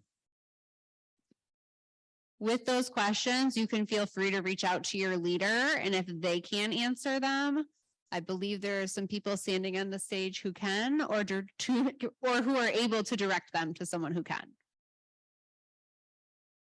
Before we launch into September, we want to come back to our driving force of the essentials. I invite you to take a peek for the 3rd time today at our values and essentials. We picked a value or an essential earlier to focus on. And we're going to ask you to do the same thing this afternoon. So know that in about 5 minutes, we're going to think about 2 ways that we can launch into September and live into the EIP or value that you picked this morning. So if I picked equitable participation, Trish, one way that I might live into that is giving all voices a room to be heard and doing a turn and talk so many times during my number corner lessons. Those are 2 ways I might live into equitable participation. What are some discourse moves that I saw Jess do today that were helping with equitable participation? I might think of using the hand gestures. And possibly like Jess, the turn and talk. Those are the 2 things that I might be listening to in the fall.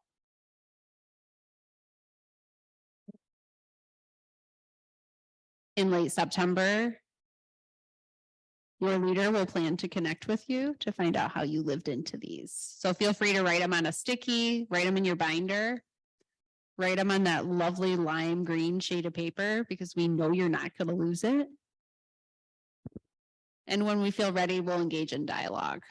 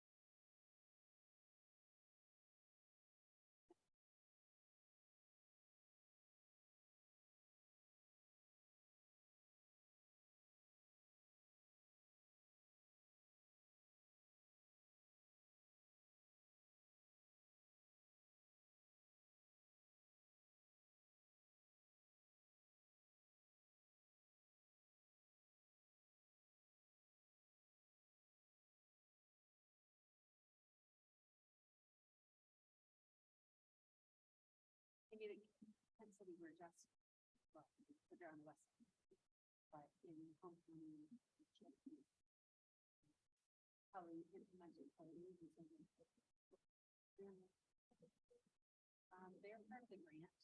She's in, where at?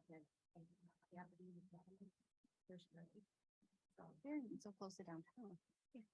Congratulations to her. Tell her to reach out if she needs anything. I'm signed in as you. That's fine. All right. At this time, we're going to invite you to take a little tutorial of the app.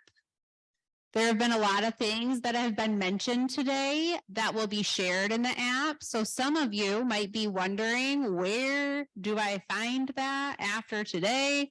What is this app they're speaking of? At your tables, there should be a piece of paper with a QR code and a bit.ly. I also know we have some very educated humans in the room that know the app well and could walk around to support. If you sign into the web, oh, Trisha's showing us, please show us that cute little piece of paper with the bit.lys and QR codes and all the things. We did run out apparently.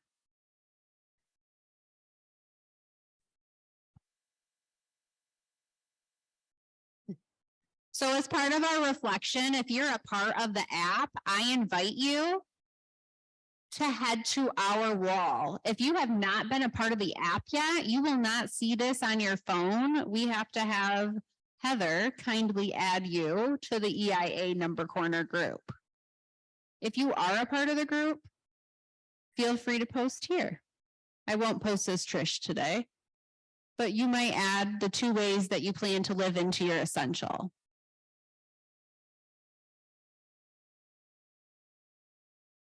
Somebody earlier asked for the slide deck. I'm going to go ahead and find that for you today. Cool. If you scroll all the way down,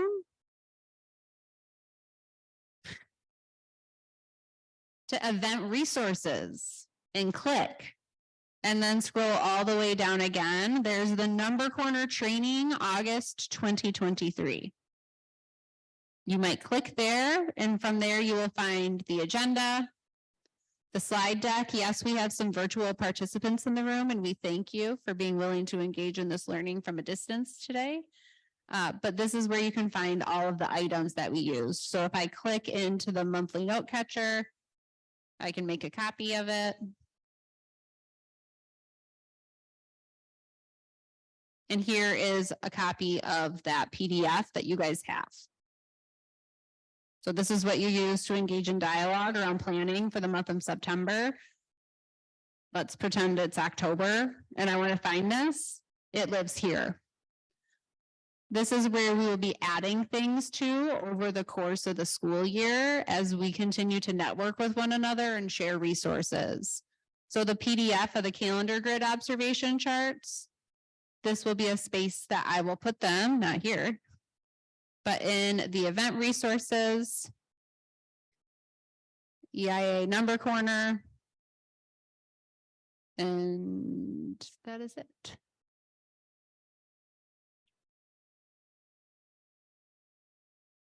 So I'm going to refresh and see if I have any humans that have posted. Oh, and I'm going to have to continue with Google.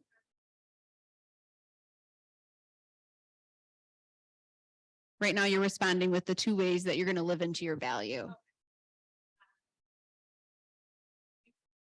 You're good.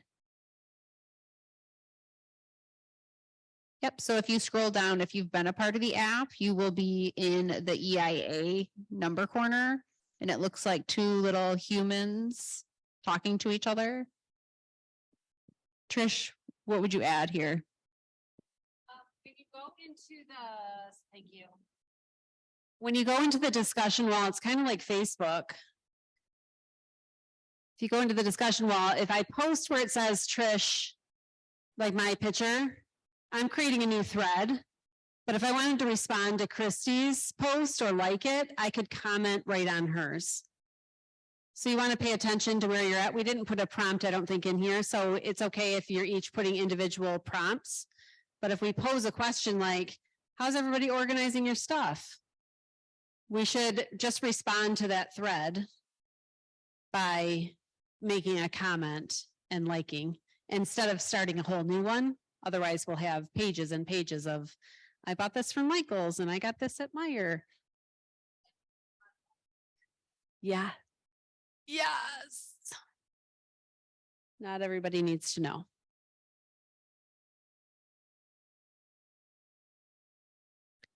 Now, some friends are not, you don't have that EIA number corner discussion wall yet.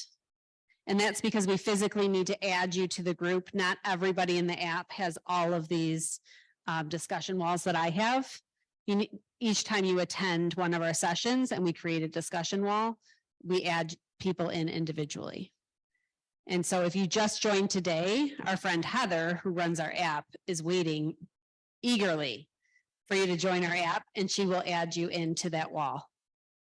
Give her just a couple of days. If you don't get in, then send me or your leader an email and we will get you in. A special shout out to Jacqueline and Christy for posting in the discussion wall. We appreciate you. Some of you have met some new friends today that maybe you're going to want to connect with some more. So if you're on your phone, oh shoot, I'm logged out. Wait, but I'm logged in as you. That's why I'm probably logged out. That's okay. If you're on your phone and you click connections, I think, or shake, click shake, and then physically shake your phone, it'll pop up all the other people that are in the app that are in the room and it'll say, do you want to be my friend? Do you want to be my friend? And then you can pick some new friends. It's a great way to meet people. So press shake and then shake your phone. It'll tell you some people that are here, make some connections. Thanks for accepting my friend request, Leah.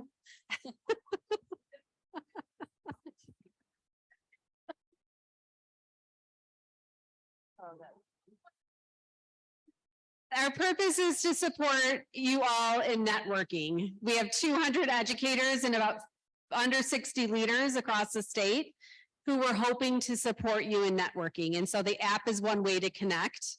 I connect with many leaders across the state regularly by messaging them in the app.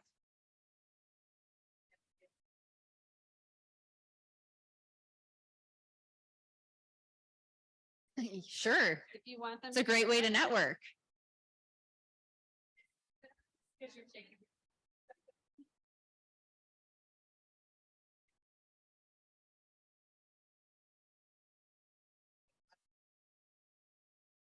Trish, do you think it's okay if I move into the next reflections? I do. I'm wondering why I need a new account. What's that? I need a new account. It's not a part of your region? Yeah.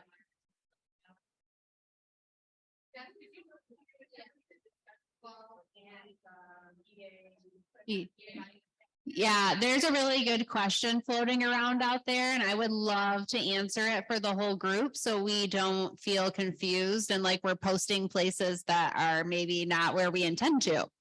The question was, can you tell us the difference between the discussion wall and the EIA wall? EIA stands for Essentials in Action, this project. Things that are intended for this project will go in the EIA wall. So if I am a friend and I teach second grade and I want to see what other people are doing for their calendar collector this month, the discussion wall will take me to a great group. However, it'll be the entire state of Michigan and humans that maybe don't teach Number Corner. That would be an okay place to post. However, a better place to post would be the EIA wall. EIA Number Corner. When you put something in here, everyone from our group and our project, once everyone has downloaded the app and has been added by our friend Heather, this is where we will plan to communicate.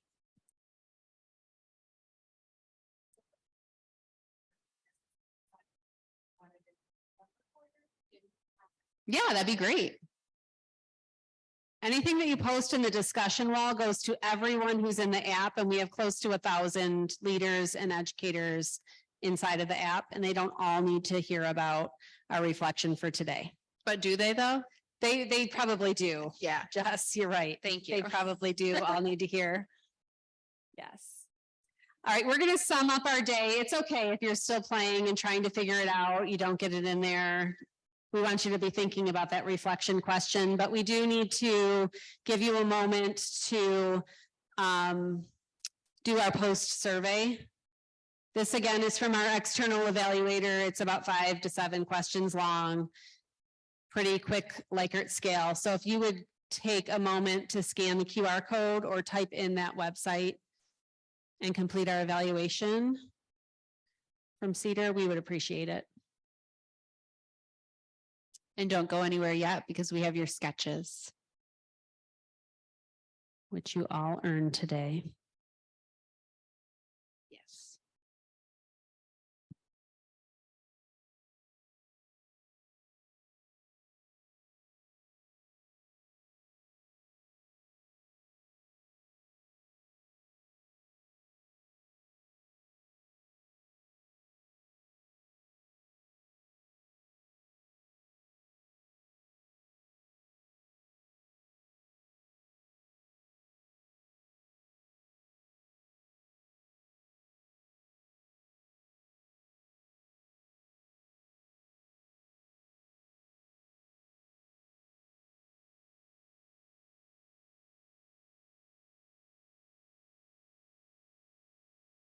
You need help.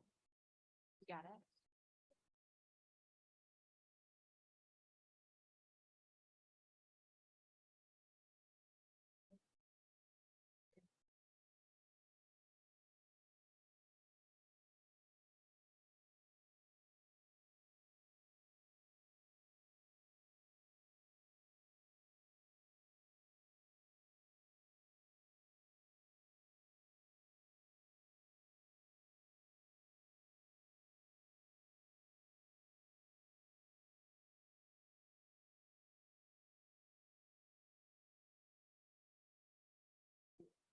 At least they're in it.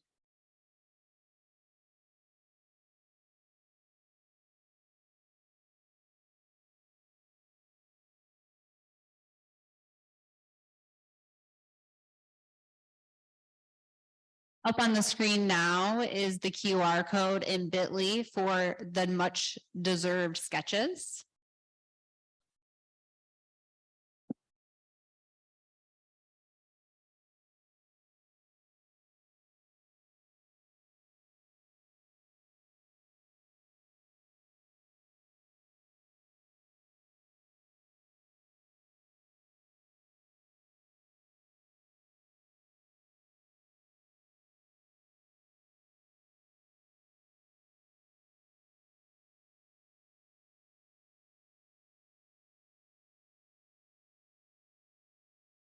If you are a friend in our online space, Sonia has shared a specific code for your sketches.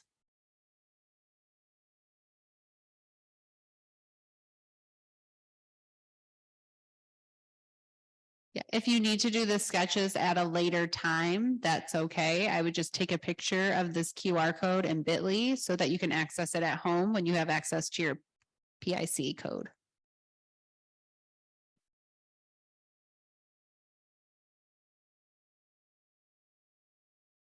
Looks like a few friends are still taking pictures or scanning.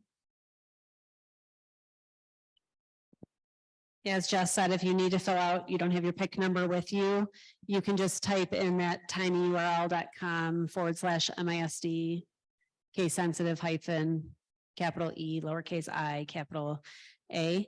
Just write that down and do that when you get home. That web address. Before you leave today, we would like you to be thinking about two things. If you're a teacher, be thinking about ways that your leader can support you.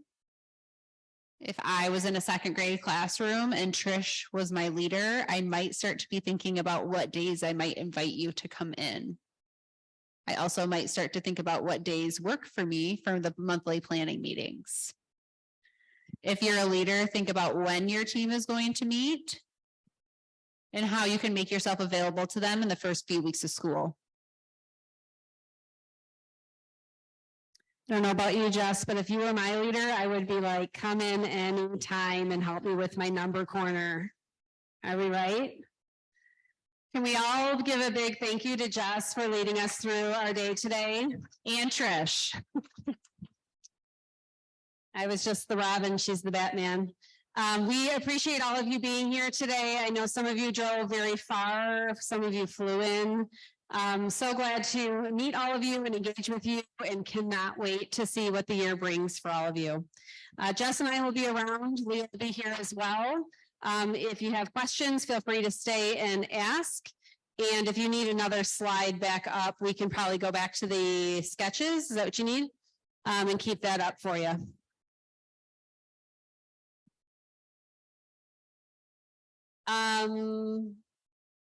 That's the sketches one.